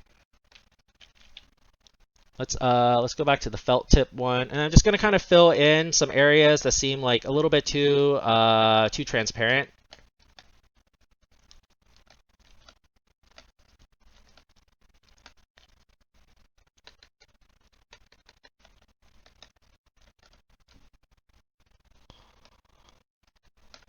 Okay, so let's just say like this is like my block in, right? So once you're kind of done with that, you could start kind of pushing in some mid-tone lights, okay? So kind of looking at this over here, the next thing we'll do is, so actually like the way they kind of did it is they kind of added a gradient next. All right, so to do that, let's see if this works. Okay, no, that doesn't. Okay, so something that I like to do, okay, sorry, in Photoshop, if you like hold control and you click the layer, like it will just select everything in that layer. Yeah, it is. It's great, right? But what I'm going to do is I'm just going to kind of use the magic wand tool, okay? So if you all don't know what the magic wand tool does, it just selects everything that is of the same color. And if you hold shift, you can add more stuff. If you hold alt, or I just did something. Oh, there we go. And if you hold alt, it will deselect it. All right. So it's really, really helpful. And I take advantage of the magic wand tool because basically it's kind of like having a mask. All right, so now that I have this in here, what I can do is I can kind of start building in my lights. Could you use that layer and then lock transparency and then put a gradient in and then unlock it, or do another layer on top? Lock. That you lock transparency. It should. It should, but that question I might actually test it out a little bit. It should though. It should like lock everything. So I'm starting to build up my lights, okay, where that's supposed to be, all that kind of stuff. So I'm looking at number 2, but I'm also looking at number 3, and I'm looking at my final. Oh. So, that's weird. Are y'all kind of like getting how I'm doing this? So I start off with like a darker base, dark midtone, start pushing my lights on top, all right? I start off with, you know, bigger sized brushes generally too. All right?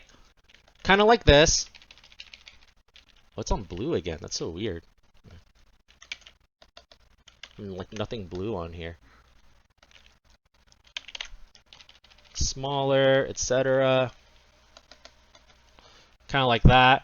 Okay, and then from there, what I would do is start adding the mid-light tones. And then this is where I would start making my brush a little bit smaller. Start using those stippling techniques. Where am I adding in my lights? Where am I adding in my darks? Okay, and if you want to make like, what is it? Oh. And if you want to make different layers to kind of help separate that, feel free to do so. All right? Feel free to make more and more layers to kind of help y'all out with that. Oh. That's so weird. I don't know why it keeps like grabbing blue. If anyone knows why, like feel free to let me know. So y'all can kind of see over here. Okay, I'm starting to build more and more light. Okay, starting to divide them into like the sections that they are. Okay, so like for example, like this section pops out, and then this section pops out. There's a little bit of blue in the final though. We can add that in later. But y'all can kind of see over here, I'm starting to build up more and more form using texture. All right, and that's kind of how foliage works. And foliage is really great. You know, you can do it to design a lot of stuff. Foliage it basically breaks up things that are mechanical, and it can also be used in like tons of settings, you know? Anytime I always try to add some sort of, even like a really like, unless like it's like super dystopian, you know? If I'm doing like something sci-fi, I love to add plants in there because it just adds like a layer of organicness. a layer of delicacy, unless like, like I said, if I'm doing like a furnace blacksmith workshop, probably not. All right. So then we have like, our mid-tone lights, and then basically we'll just start going and, and you can use these to help you all too. That's why they're there. And then for here, we'll start adding like the lighter tones, okay? On top of these like mid-light tones to kind of start pushing out the lightest parts of the leaves. Try to make sure that some of these are spread apart. That's how you create texture. The ones that are together, they start to become lost. And you do want a little bit of things lost, okay? Again, areas of detail are areas that you're going to look at. So as y'all are kind of looking at over here, like all of our eyes are being pushed to the area where I'm adding most texture because that's the area of detail now. Does that kind of make sense how I'm doing this, everyone? Like anybody like confused or have any questions or anything in particular? Starting to understand it. Awesome, awesome. Yeah. It's really like that. Huh? My biggest struggle with trees is Uh-huh. perspective, imagination. Mm, I don't know how that all works right now, but I'm not gonna worry about it. well, I'd definitely love to show you a demo sometime. Yeah, I'd love to. Yeah, it's a. Uh-huh. What's up? The modification layers, it just seems like Photoshop is better than anything. Hmm. Pick a layer, alt it, it's the modification layer, and then you can just go it down. It'll restrict what you do to what's on the layer below. Definitely. Oh man, yeah, clipping mask is amazing. Like I would say like yeah, like just sketchbook in general like is a great sketching tool. But yeah, actually like John and I were talking about this last time like straight up like, Photoshop like wins in like every other like aspect. Like other than the perspective tool, like Photoshop is just like amazing. So y'all can kind of see over here, slowly and slowly, it's starting to look like that. I still gotta like kind of, I gotta make some of my brushwork smaller towards on the top.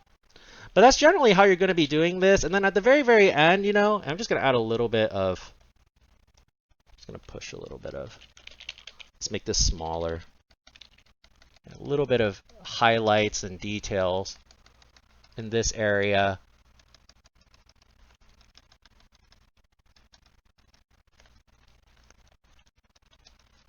There we go. A little bit of blue.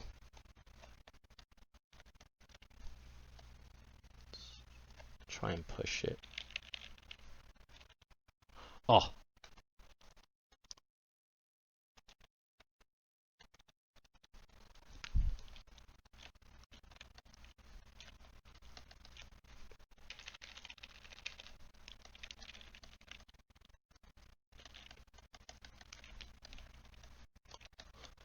Okay, and then after you're done with pretty much all this step, what you can kind of go and do afterwards is start kind of building some of the leaves that are kind of, what is it?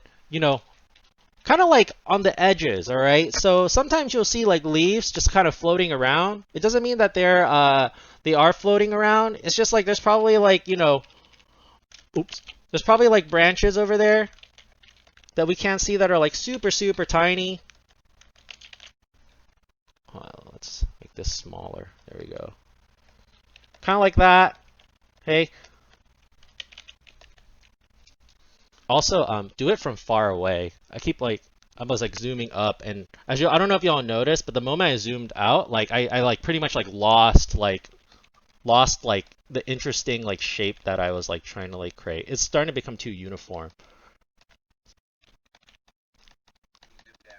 Yeah, it was like I wasn't thinking about like how the design of like these leaves on the outside should look, and I was just like adding them.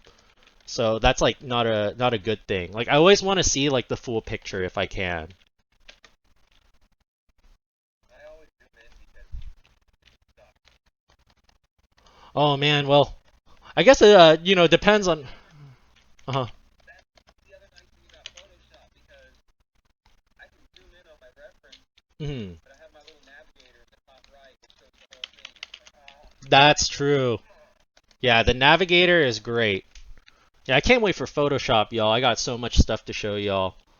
But yeah, that's pretty much. Oh, what's up?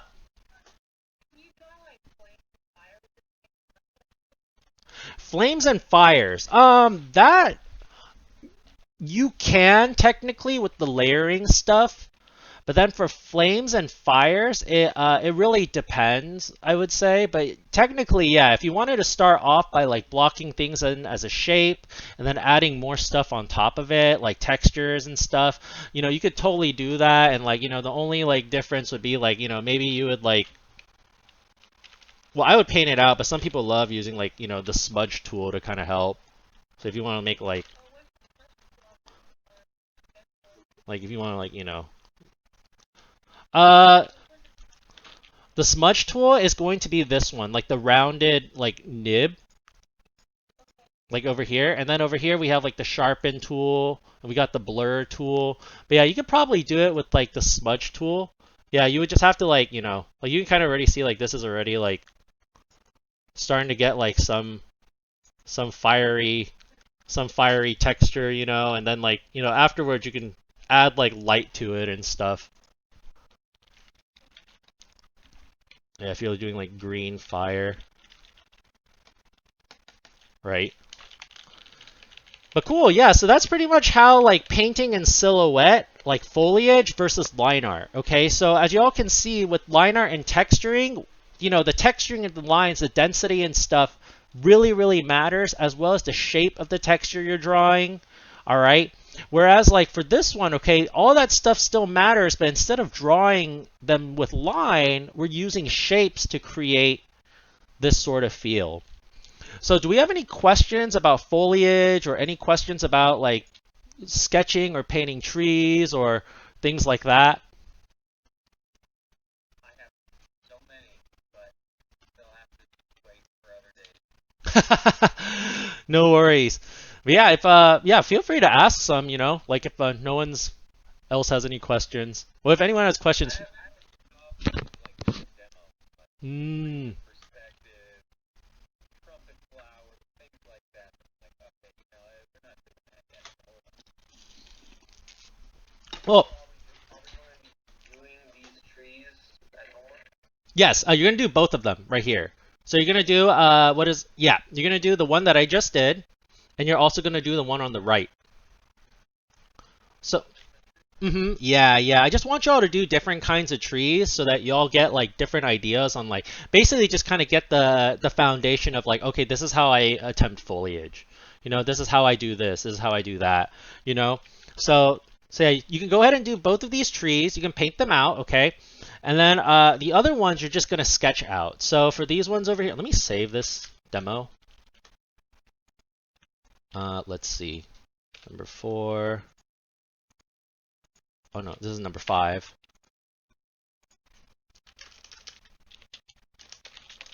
Demo. There we go. All right, perfect, perfect. So yeah, so for this one, all right, like you would just paint out both of these trees, kind of using the method I just showed you all. Okay. For this one over here, sketch everything on the page. All right. For this one, just these 4 on the bottom. All right. So the first one's stippling, the next one's cross hatching, the next one choose one from above here. All right. And the last one, you create your own texture. All right, and if y'all need to like look up textures, like feel free to do that, Like if you're like, what is it? Like for example, like metal texture sketch, Like how would you use like, any of these textures in the same format, right? How would you do that? Right? How do you create more density, less density, all right, et cetera, et cetera? Like there's like scratchiness, okay? All this kind of stuff over here. Well, for these ones, like, I mean, you could use like small blocks too, Like the denser the blocks, the darker they're going to be. Or maybe the less blocks there are, the less they're gonna, the lighter it's gonna get. Kind of like how brick walls work, right? Like if I was sketching like a brick wall, right? I just like this, right? Maybe on one side, like I have like more blocks, and then as it kind of goes out, and it kind of goes out to the left side. I have like, less blocks. You're off fast. Oh, what's up? Sorry, what'd you say? Man, you draw fast. Oh, do I? I don't know. I always feel like I'm a really slow artist. Like y'all should see some of my friends. Like they're crazy. They just go nut. Huh? That's me. I'm a slow one. Well, there are definitely some positives of being slow, you know? Like, you and I both have an amazing amount of detail in our work. But yeah, so that's pretty much like what I want you all to do, okay? Is so do this page, all right? Do this page, okay? This one, just draw exactly the way the tree looks, all right? This one, paint both of these trees in, okay, on a separate file, all right? And then that's pretty much how foliage works, y'all. So any questions about any of this stuff? And yes, I agree with that page. Great art does take time. That's actually something I tell a lot of my students, especially like the ones in high school that I have to teach. Like they're always like, oh, how come it's like this? How come like I'm taking so long? I'm always like, like good stuff takes time to make, like it takes time to find even like the simplest things that we have in society took like ages to find out how to do. Right? Like what is it? Like I believe like the match came after the lighter, right? Isn't that crazy? But let's see. But I tell you what I concern with speed is like, see, I don't know anything about job fields. I don't know anything about industry. And, we hear Mhm. people saying like, oh man, I can make four full environment drawings with, what's it called? Prismacolor shading in a day. Um I got environment drawings done in a week. Oh man, well, I'm on that same boat, and my best advice is like there are fast and slow artists out there, y'all, and I will say speed is important. Speed is important, but if your artwork is good enough, so the best tip I ever heard, or one of the best tips I ever heard for any of y'all, okay? So these two, okay? Um, if and they're not just for art, I guess, for anything, but if you're good enough at something, someone will pay you to do it. Someone will pay you to do it if you're good, if you're good enough at something, all right? They'll see your work, they're like, "Oh, that's crazy. I want that." And like, "Oh, but it takes me like a month to make." They're like, "I don't care. I want that." Something about it. And then like sometimes like, that might even add charm to some people. Like some people will be like, "Oh, that's not fast enough. I need something fast." But some people are like, "I want something that takes long to make. I want something nurtured." So people will see you for that. The second tip is just do what you love. Okay, y'all, do what you love. Even if like you're doing something in your job you don't love, do other things that you love too. All right, make sure that you're happy. Make sure that you're happy drawing what you're drawing. Okay, yes, like if you work in like a company for whatever like business you work for, whether it be like a graphic design firm or illustration firm or like a game studio, animation studio, whatever, like they're gonna have you draw things that you might not like, but like the artwork you do make that will like be geared towards like a certain area. Like if I'm always drawing like like crazy like war stuff, like maybe like Treyarch would like that, right? For Call of Duty and all that kind of stuff. Whereas like if I'm doing like really like cute little like drawings and stuff like that. Maybe like a children's book company, would really really like, or an animation company, or just do what you love, and I promise y'all, you'll get good at it. Okay, you'll get good at it because you love doing it. All right, and at the end of the day, you're gonna be great at it. Someone will see it. You're gonna find your niche, and then everything will just start snowballing. All right. But other than that, are there any demos that y'all would like me to do for the remainder of class? Which, by the way, the remainder of class is just lab time. So if y'all have any questions about like, the homework that you want me to demo, or any questions about the projects that you guys would like me to demo, like, yeah, so what do y'all want me to do?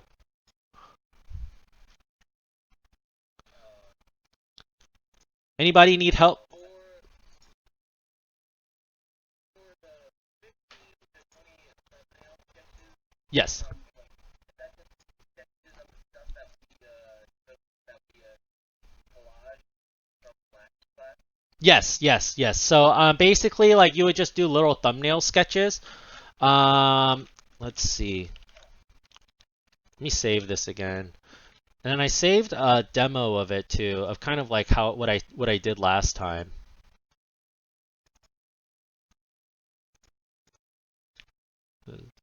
No, it's not this one. Oh here, okay. So yeah, just kind of like this, just really, really quick, small sketches. All right. Really, really quick, small sketches, kind of like this, very, very rough. You can refine some of them, all that kind of stuff. All right.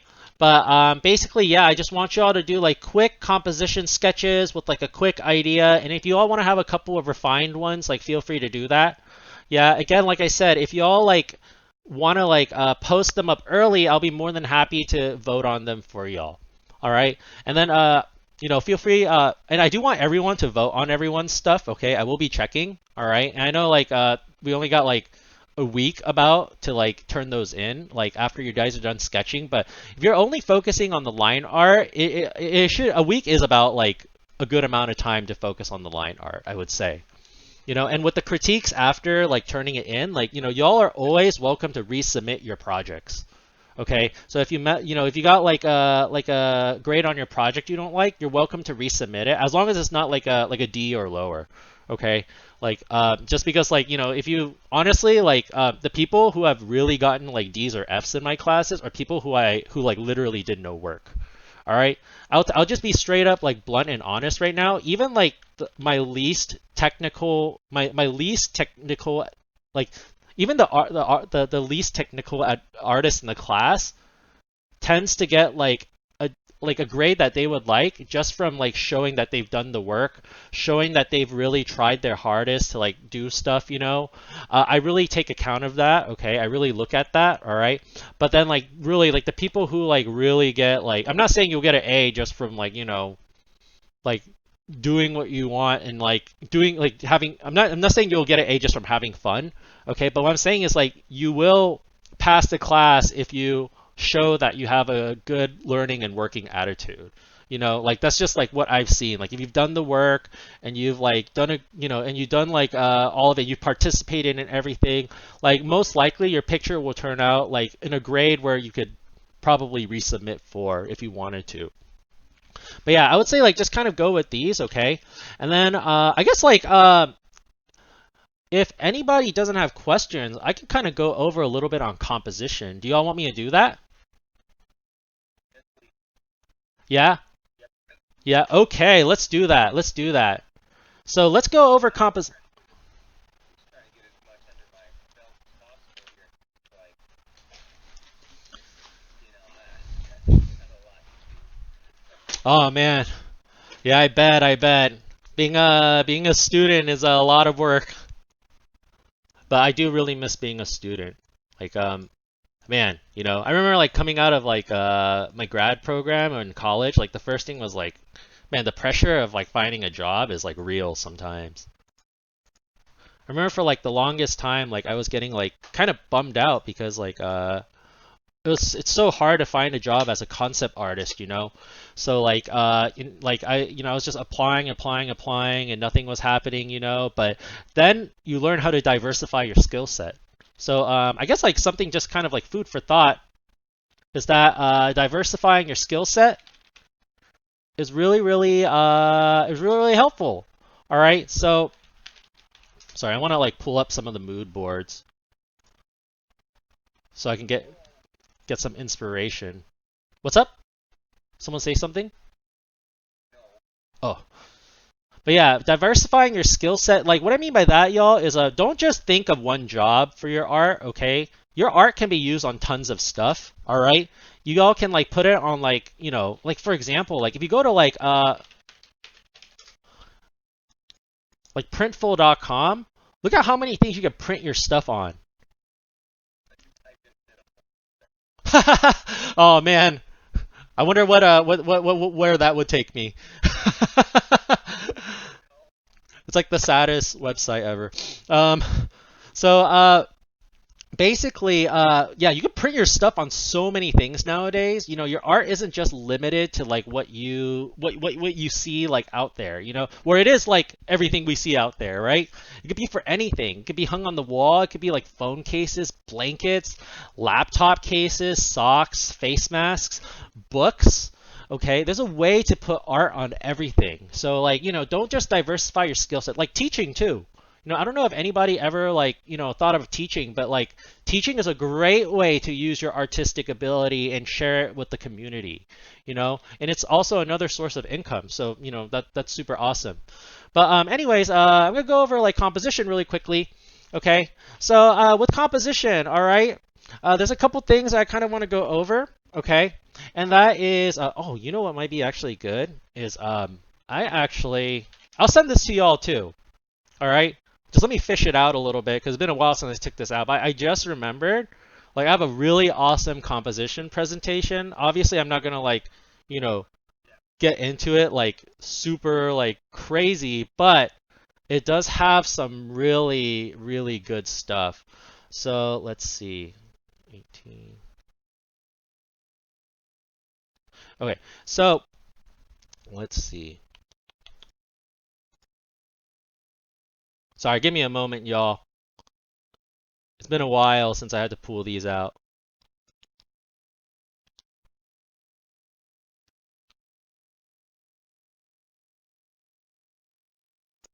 Okay, awesome. There.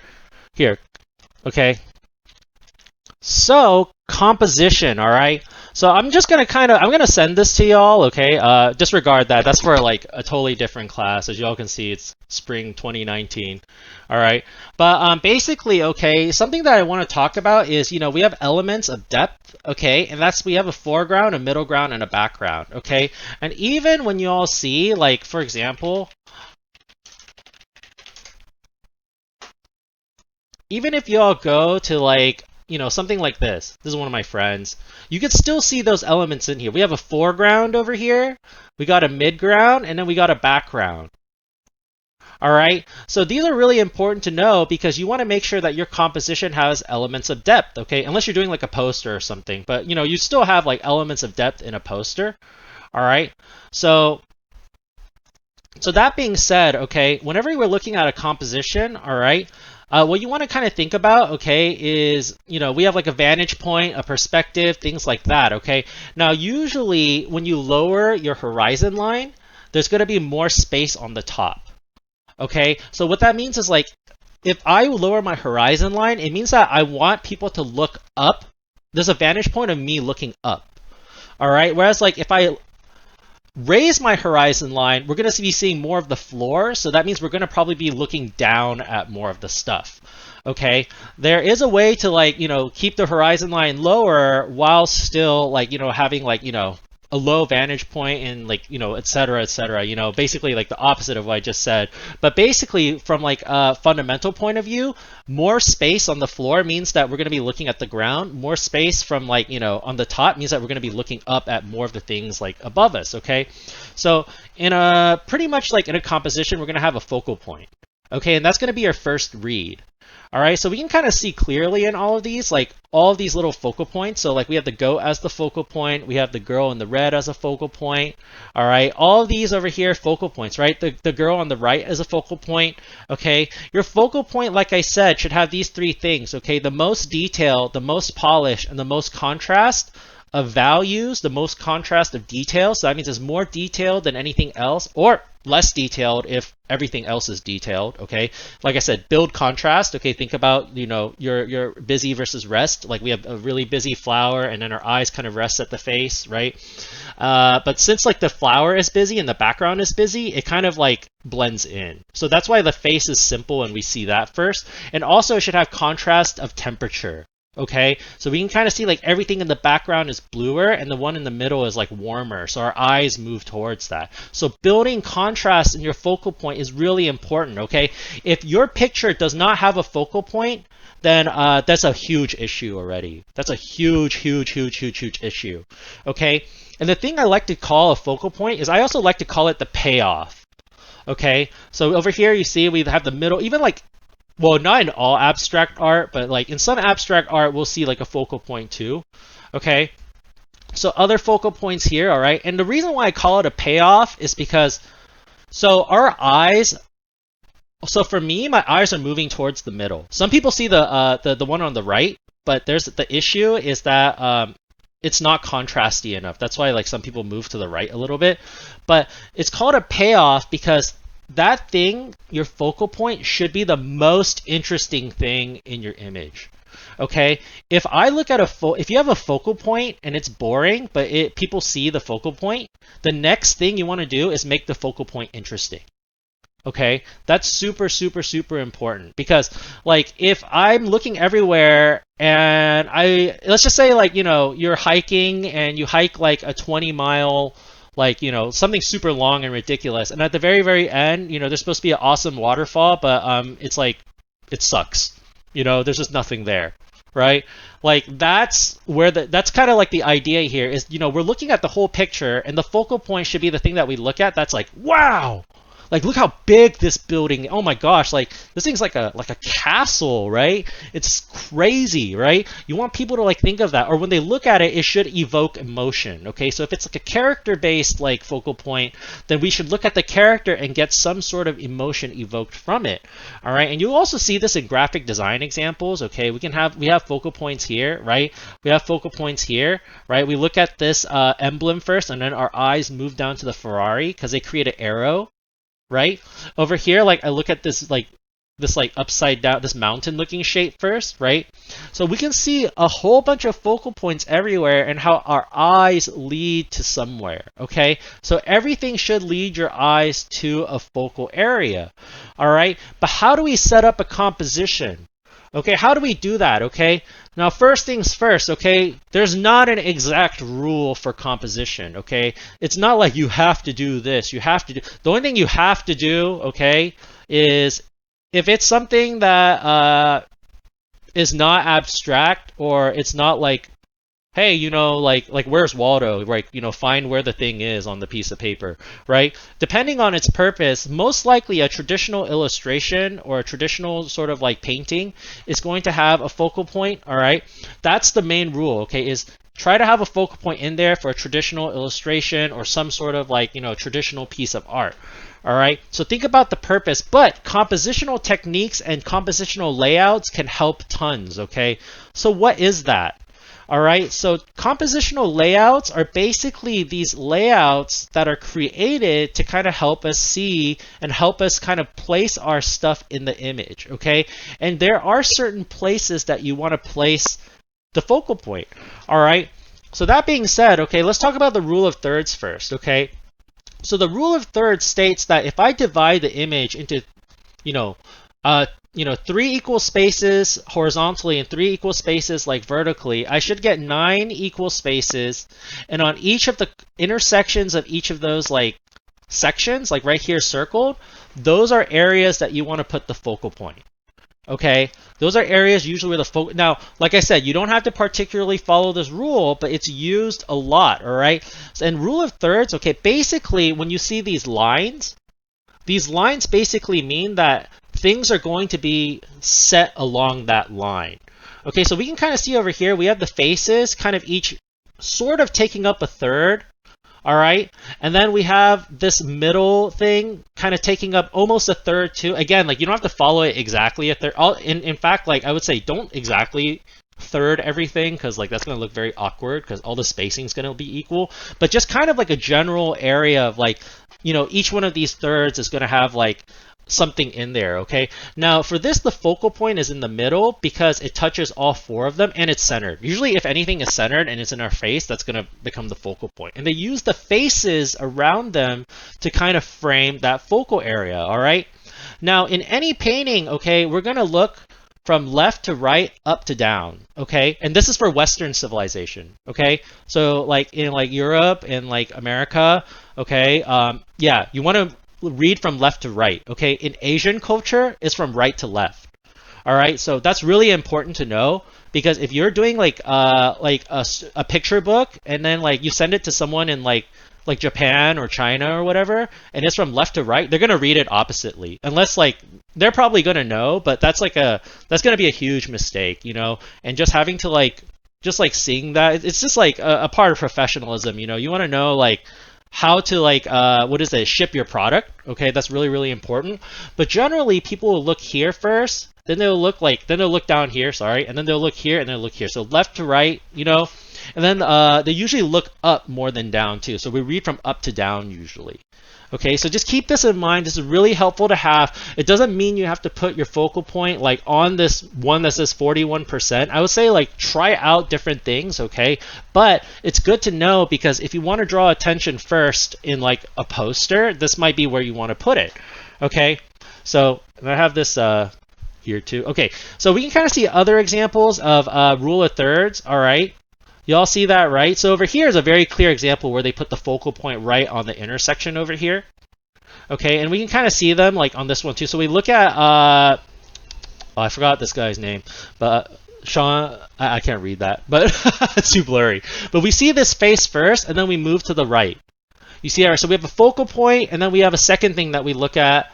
All right, so there's a hierarchy to it, okay? There's a hierarchy, and we can see over here on the focal point area, all right, this area pops out the most. That's the most contrast, that's the most detail, it's the most polished. And as we look out to everything else, everything here is blue and similarly textured, so we group that as one shape. Everything in the back is very, very, like it's almost just silhouettes and like, you know, a couple tones. So we kind of group that as like, you know, that kind of recedes into the background, making the focal point kind of pop out a little bit more.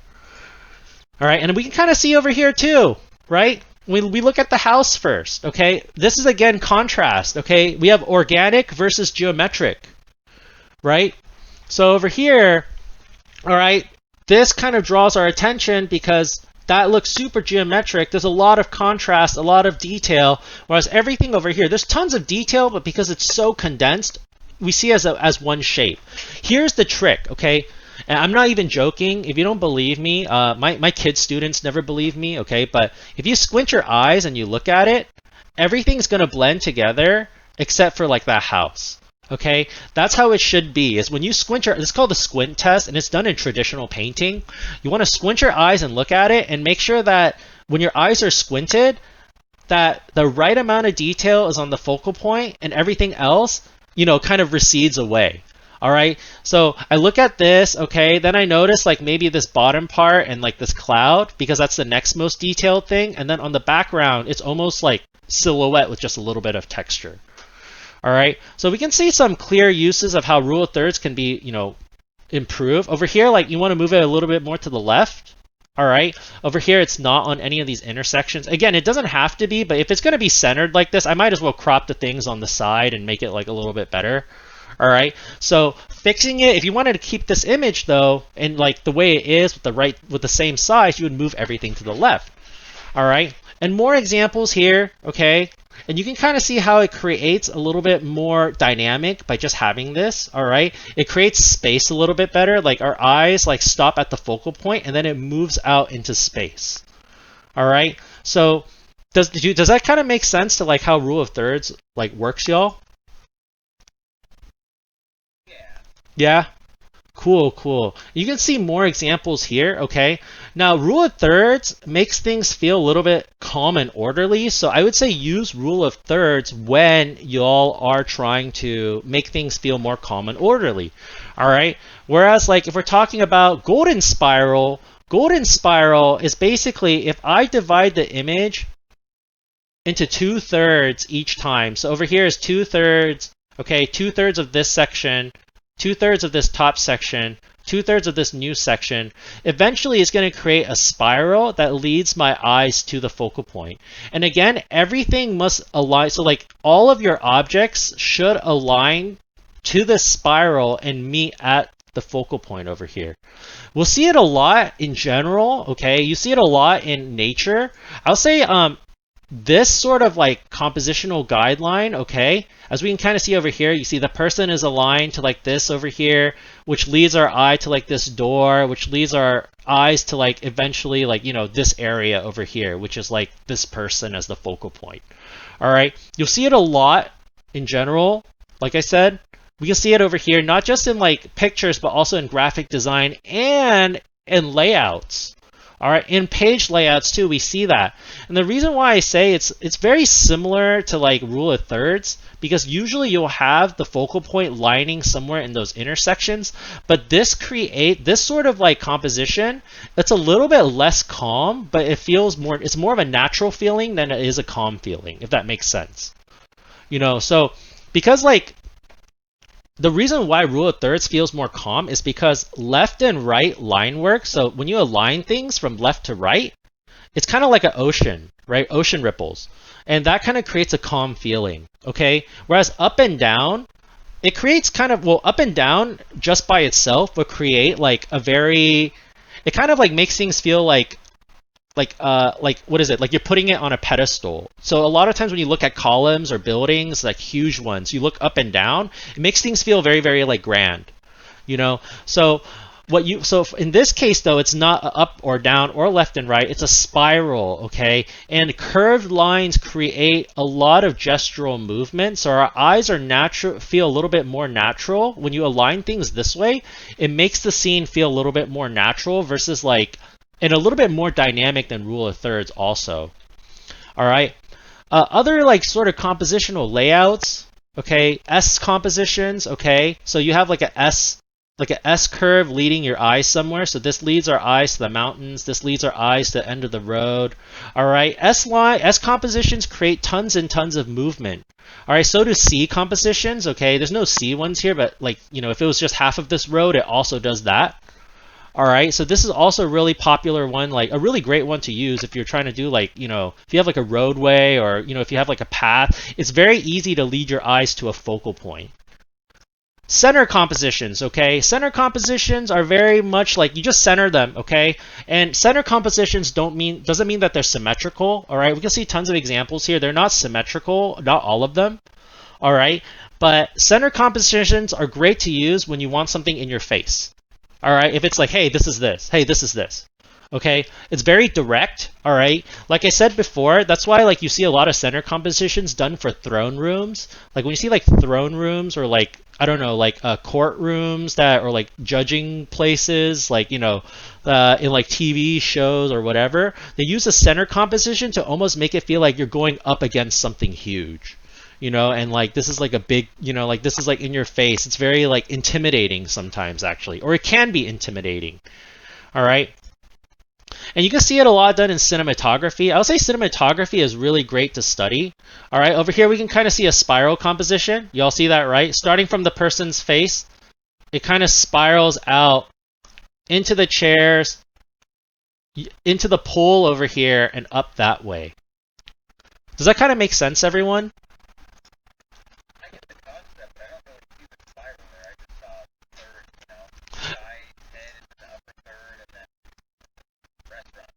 It can also be said as a third, but then if I take the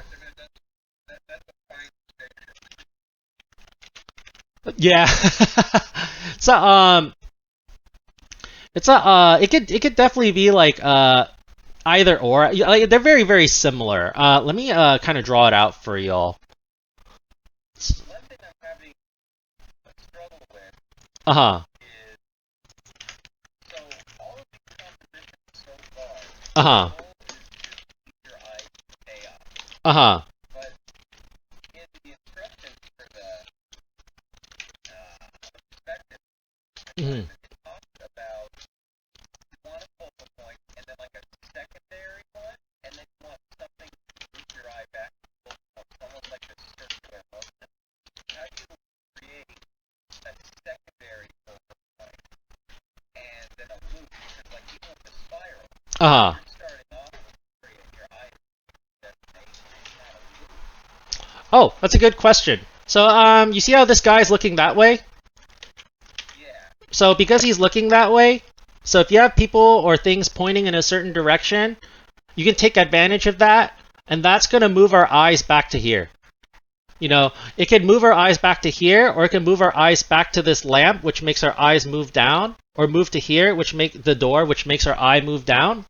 We also have the perspective up here to kind of help us move our eyes into like this spiral, which eventually takes us back into this center point over here. What's weird is, Mm, so the idea is first see that picture, you see the guy, like the mm, guy on the left, that's the first mm. and then you're looking, he's looking at something, you're looking to the Oh, right, and then the pillar points down to the table, and the table points back to the guy, right? mm. Okay. Yeah, pretty much. Kind of when you can explain it like that. Yeah, it's like it takes a while to get down. If I have to be honest with y'all, I didn't even get this in my like undergrad. Like it took me like until like after undergrad and drawing so much that I was just like, okay, I kind of get it now. Cuz like this kind of stuff, it's so much planning and like the normal audience who doesn't like really do as much art, like they never see like how much gets put into it, you know? They're always like, "Oh, you do this for fun. It's natural for you." Right?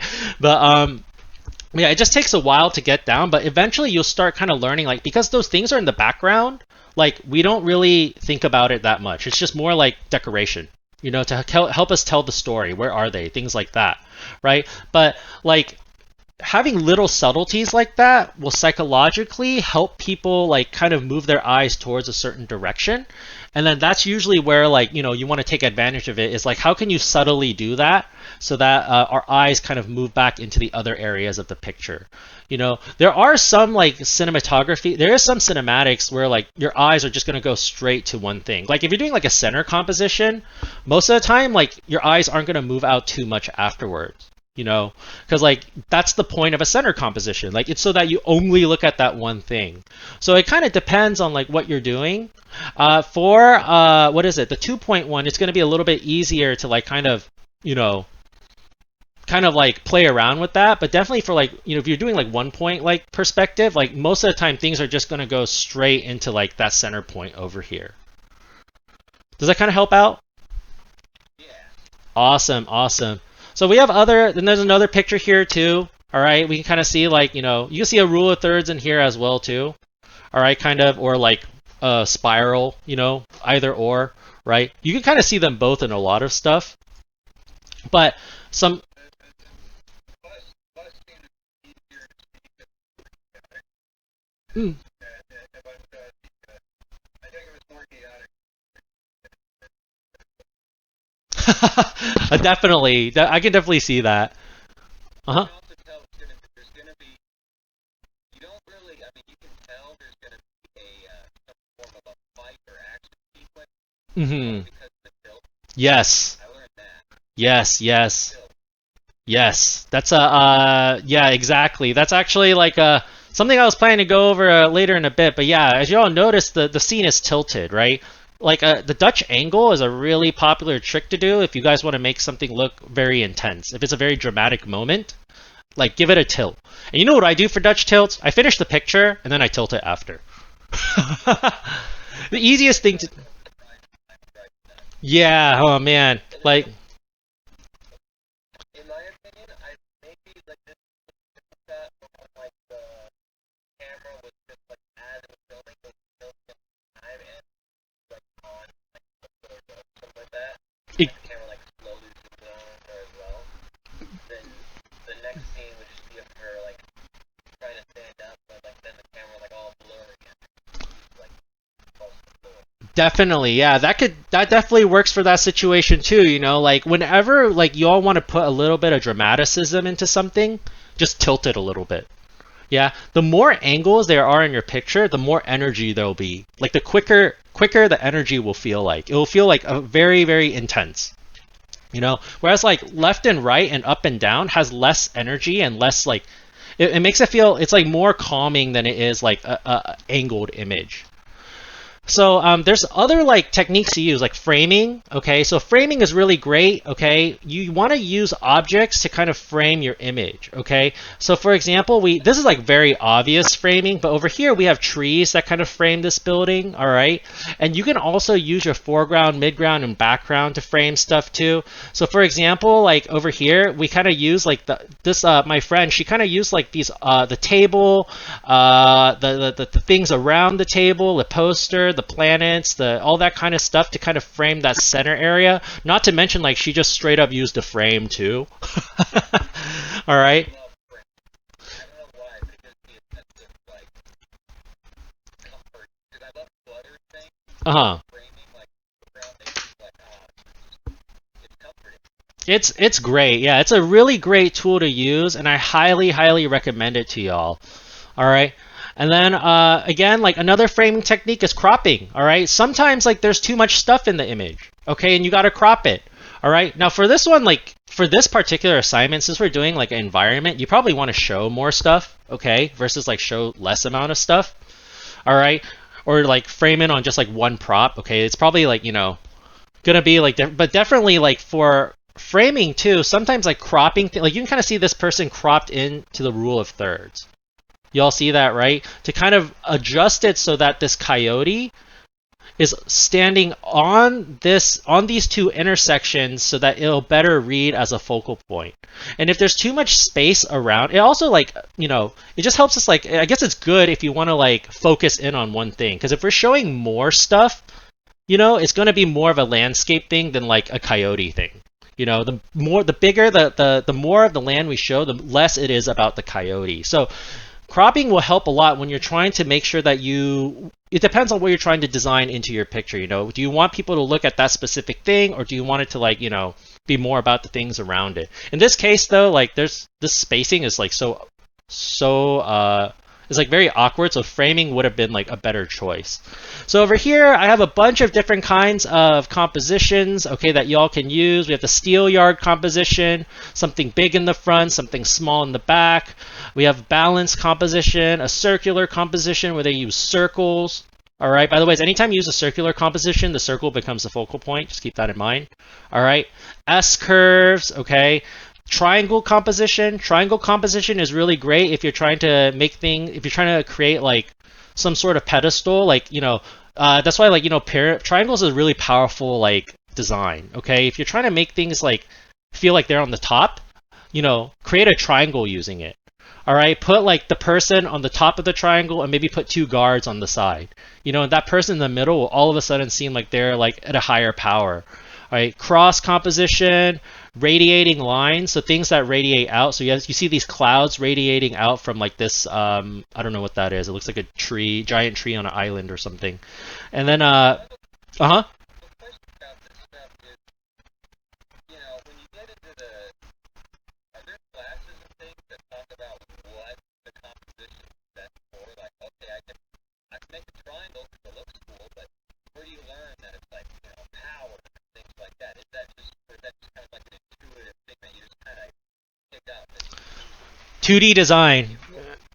if you do research in like watching movies or games or looking at art, you see, oh well, here's a painting of Caesar and it's a pyramid. I wonder why they did that. So the class you'll learn all this stuff in is 2D design. So yeah, it's not a digital arts class. It's more of like a traditional art class, but I would say if y'all never taken 2D design before, you got to take that class. That class is the most important class for any kind of art you want to do. Like straight up. It teaches everything about composition. Like every single project for my 2D design classes had some sort of compositional like thing, whether it's like composition, how to use color in a composition, how to use texture in a composition, how to create a composition, that all really matters. But 2D design should be the class to learn it. And if your teacher doesn't teach it in 2D design, then I highly recommend you all to find another source or another, try to find another class that will do it. All right. But again, I'm always here for y'all. I'm always here to help. Is at Fullerton College, is that the basic design class? I think it's just forever the part. It might be. I'm not 100% sure about that. I looked to find a class that It might be. I would ask like Phil or maybe someone who is a full-time professor that question maybe. They might know a little bit better. Like someone who's a full-time like Phil Demetriadis or like Michael Sheehan or Frank. tried so hard to get a message back from that guy. He never answers email. Oh yeah, he's super busy. Like especially with like all the the starting like the class in a pandemic. Like there's just a bunch of stuff going on. But I would say if you I would say like the art office might probably know too. But yeah, that's but it, like I said, y'all are always welcome to ask me, and I'll take time out of my week just to like do a lecture on this with y'all if y'all wanted me to. But yeah, 2D design should be the class to take it. All right. You should probably learn it in basic drawing too, like Brandon's saying. Yeah, that they should teach that there too, because this is all super like begin. Like you have to know this stuff. All right. So the key to how to make your eye move. Okay, it's the secret to composition. All right. You want to prevent these things from happening. You don't want your eyes to move off of the frame. They should always move to the focal point. Okay. You should also keep your attention in. All right. So over here. All right. This isn't enough to hold attention, all right? I mean, yeah, we see the plane, there's a clear focal point, but it's boring, all right? You need more things to kind of frame it in. You need more things to kind of, like, I could add a bunch of clouds in there to frame in that, and it will already look way more interesting. Not knowing what to look at, that's bad too, okay? Like, I don't like to use the word bad in art, all right? But, like, yeah, if you're drawing, like, a representational picture, and, like, it's meant to, like, have, like, a story in there, then yeah, you want to make sure that you have like a clear hierarchy, what to look at first, what to look at second, what to look at third, okay? First always being focal point, and as things go to the second one or the third one, there should be less detail and less contrast, okay? And also looking at the wrong part. Okay, like these two it's a steel yard composition, but they're both almost equal in size, and they're both almost equal in real estate. So like they both have like almost the same capacity taken up in like each space of the image. So like our eyes are jumping too much back and forth. All right. I'm actually on that bottom right one. Mm-hmm. I'm actually looking at the tower rather than the woman because contrast. Mm. The woman's like with the white cloak, it kind of goes with the sky, and I don't know. Towers catch more than the character. Definitely, yeah. It's like it's too much, right? So that's like definitely something. Like if I wanted to like make the character pop out, I would add a little bit of blue over this tower to push it back into the atmosphere. Yeah, you're looking because like we're looking at the wrong part. So that's a that's something that you want to try to avoid in composition, because art is all about communication, right? And if people are looking at the wrong part, then they're going to be we're going to be communicating the wrong thing to them. All right. So really quickly, we got about like 5 minutes left. I'm not finished with this whole lecture, but what I'll do is I'll send it over for y'all to watch, and some of this, some of like, and I'll send over a video that I definitely want y'all to watch too. Anybody know Blender Guru? Blender, isn't it a 3D model already? Oh yeah. Blender Guru, yeah. Awesome.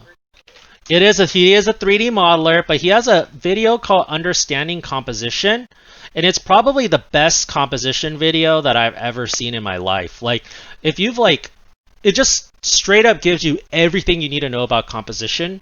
All right, and I guarantee, like, if you like watch this video and you go back and you read like the lecture that I sent over from like my 2D design class, you'll have a much better understanding looking at the images a second time, like knowing this information. But he has a video called Understanding Composition that I'll send over in like the emails today. All right, and then what I'll do is in the beginning of class next, ooh, we don't have class next Monday, huh? So here's what we'll do is, so for the remainder of the composition lecture, I'm going to send that over, and then I'll kind of talk about some things like really roughly for the lab. But then like go ahead and read that, okay? And if you have any confusions, let me know. All right, I'll definitely be more than happy to kind of talk to y'all like individually or as a group about like the rest of the lecture and kind of like, other things on there. Like for example, like, merging silhouettes, if like your silhouettes are starting to merge together, that's bad. And if you can't tell, just squint your eyes and look at it. It looks like a two-headed giraffe. All right. Eyes move. And these are just like, I guess like it's pretty much like almost done. Oh, wow. Okay. There's a lot less than I remember. Okay. But yeah, like, merging silhouettes, I would like be careful of. Okay. Tangents. Okay. This is a tangent. where two like edges like kind of kiss each other, all right? That's something you want to avoid for depth, okay?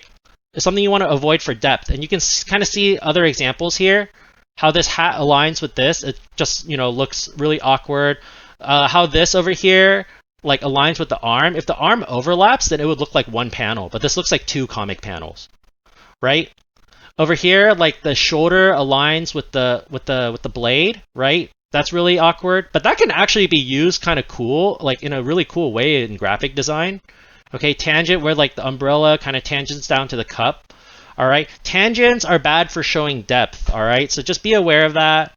There's some examples of like cool tangents to use. So how like tangents can be created like this way, it continues on to the other part of the face so that we, get the idea that these two like things are, these two people are actually one people, right?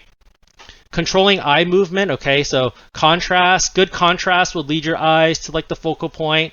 Leading lines. All right. So how like this is kind of like what I'm talking about for movement. Okay. How like to use things to move your, so like you can see like the brushwork is going down and then it kind of goes diagonally on the hit on like this like slant, which moves our eyes up to like this mech. All right, so leading eyes to the focal point is super, super important. All right, detail adds, like I've been talking about detail all day, but like, detail adds like, a layer, it makes us stop and look at it. So make sure you have detail on the places that you want us to see. Framing your things, making sure the focal point is framed, lead your eye to the focal point too, and saturation. Now we're not going to do color for this, but your focal point should have the most saturated, unless it's like everything else. Well, yeah, usually it should have the most saturation. So just keep that in mind, all right? Because saturation brings intensity into the color. And then what it does is it makes our eyes kind of move. So kind of like over here, we can see like the halo is like super yellow-orange compared to everything else, right? The light over here too, right? For this one, the background is so saturated, but not this. Well, this building is somewhat saturated. It's like a really dark saturated tone. But, the contrast over here of saturations helps pull our eye to it. All right. So again, contrast really helps with focal point, white versus black, opposite colors, etc. Leading lines again, how we use perspective lines to lead our eyes to a focal area. And this is just like a couple of things to like, I put on here to kind of help you all with effective ways to alter your composition. What to do, what not to do, all that kind of stuff. Okay, and then a Dutch angle. All right.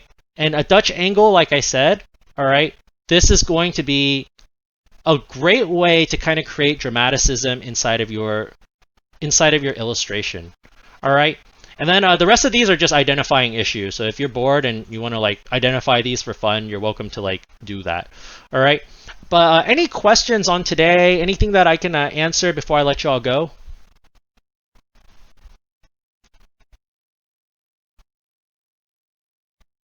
Hello? Is anyone there? Oh, okay, cool. I just wanted to, I thought my I like lagged out for a second. Oh, cool. Well, in that case, it's 10:35. If you have no questions, you're welcome to go. Thank you so much for class today. Don't forget to do your homework, and then don't forget that next Monday we have off. Okay, so next Monday is Labor Day. Yeah, someone's gonna ask something. Oh yeah. Sure. We'll wait till everyone leaves, and then I can talk to you in person. My pleasure, everyone. My pleasure. Yeah, hopefully that helped y'all out today. Have a good day.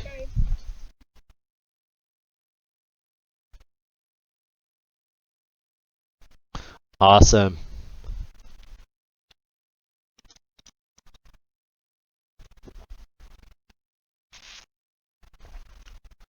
And then anybody else? Anybody have any questions before I start doing private talks? I had one. Oh, sure.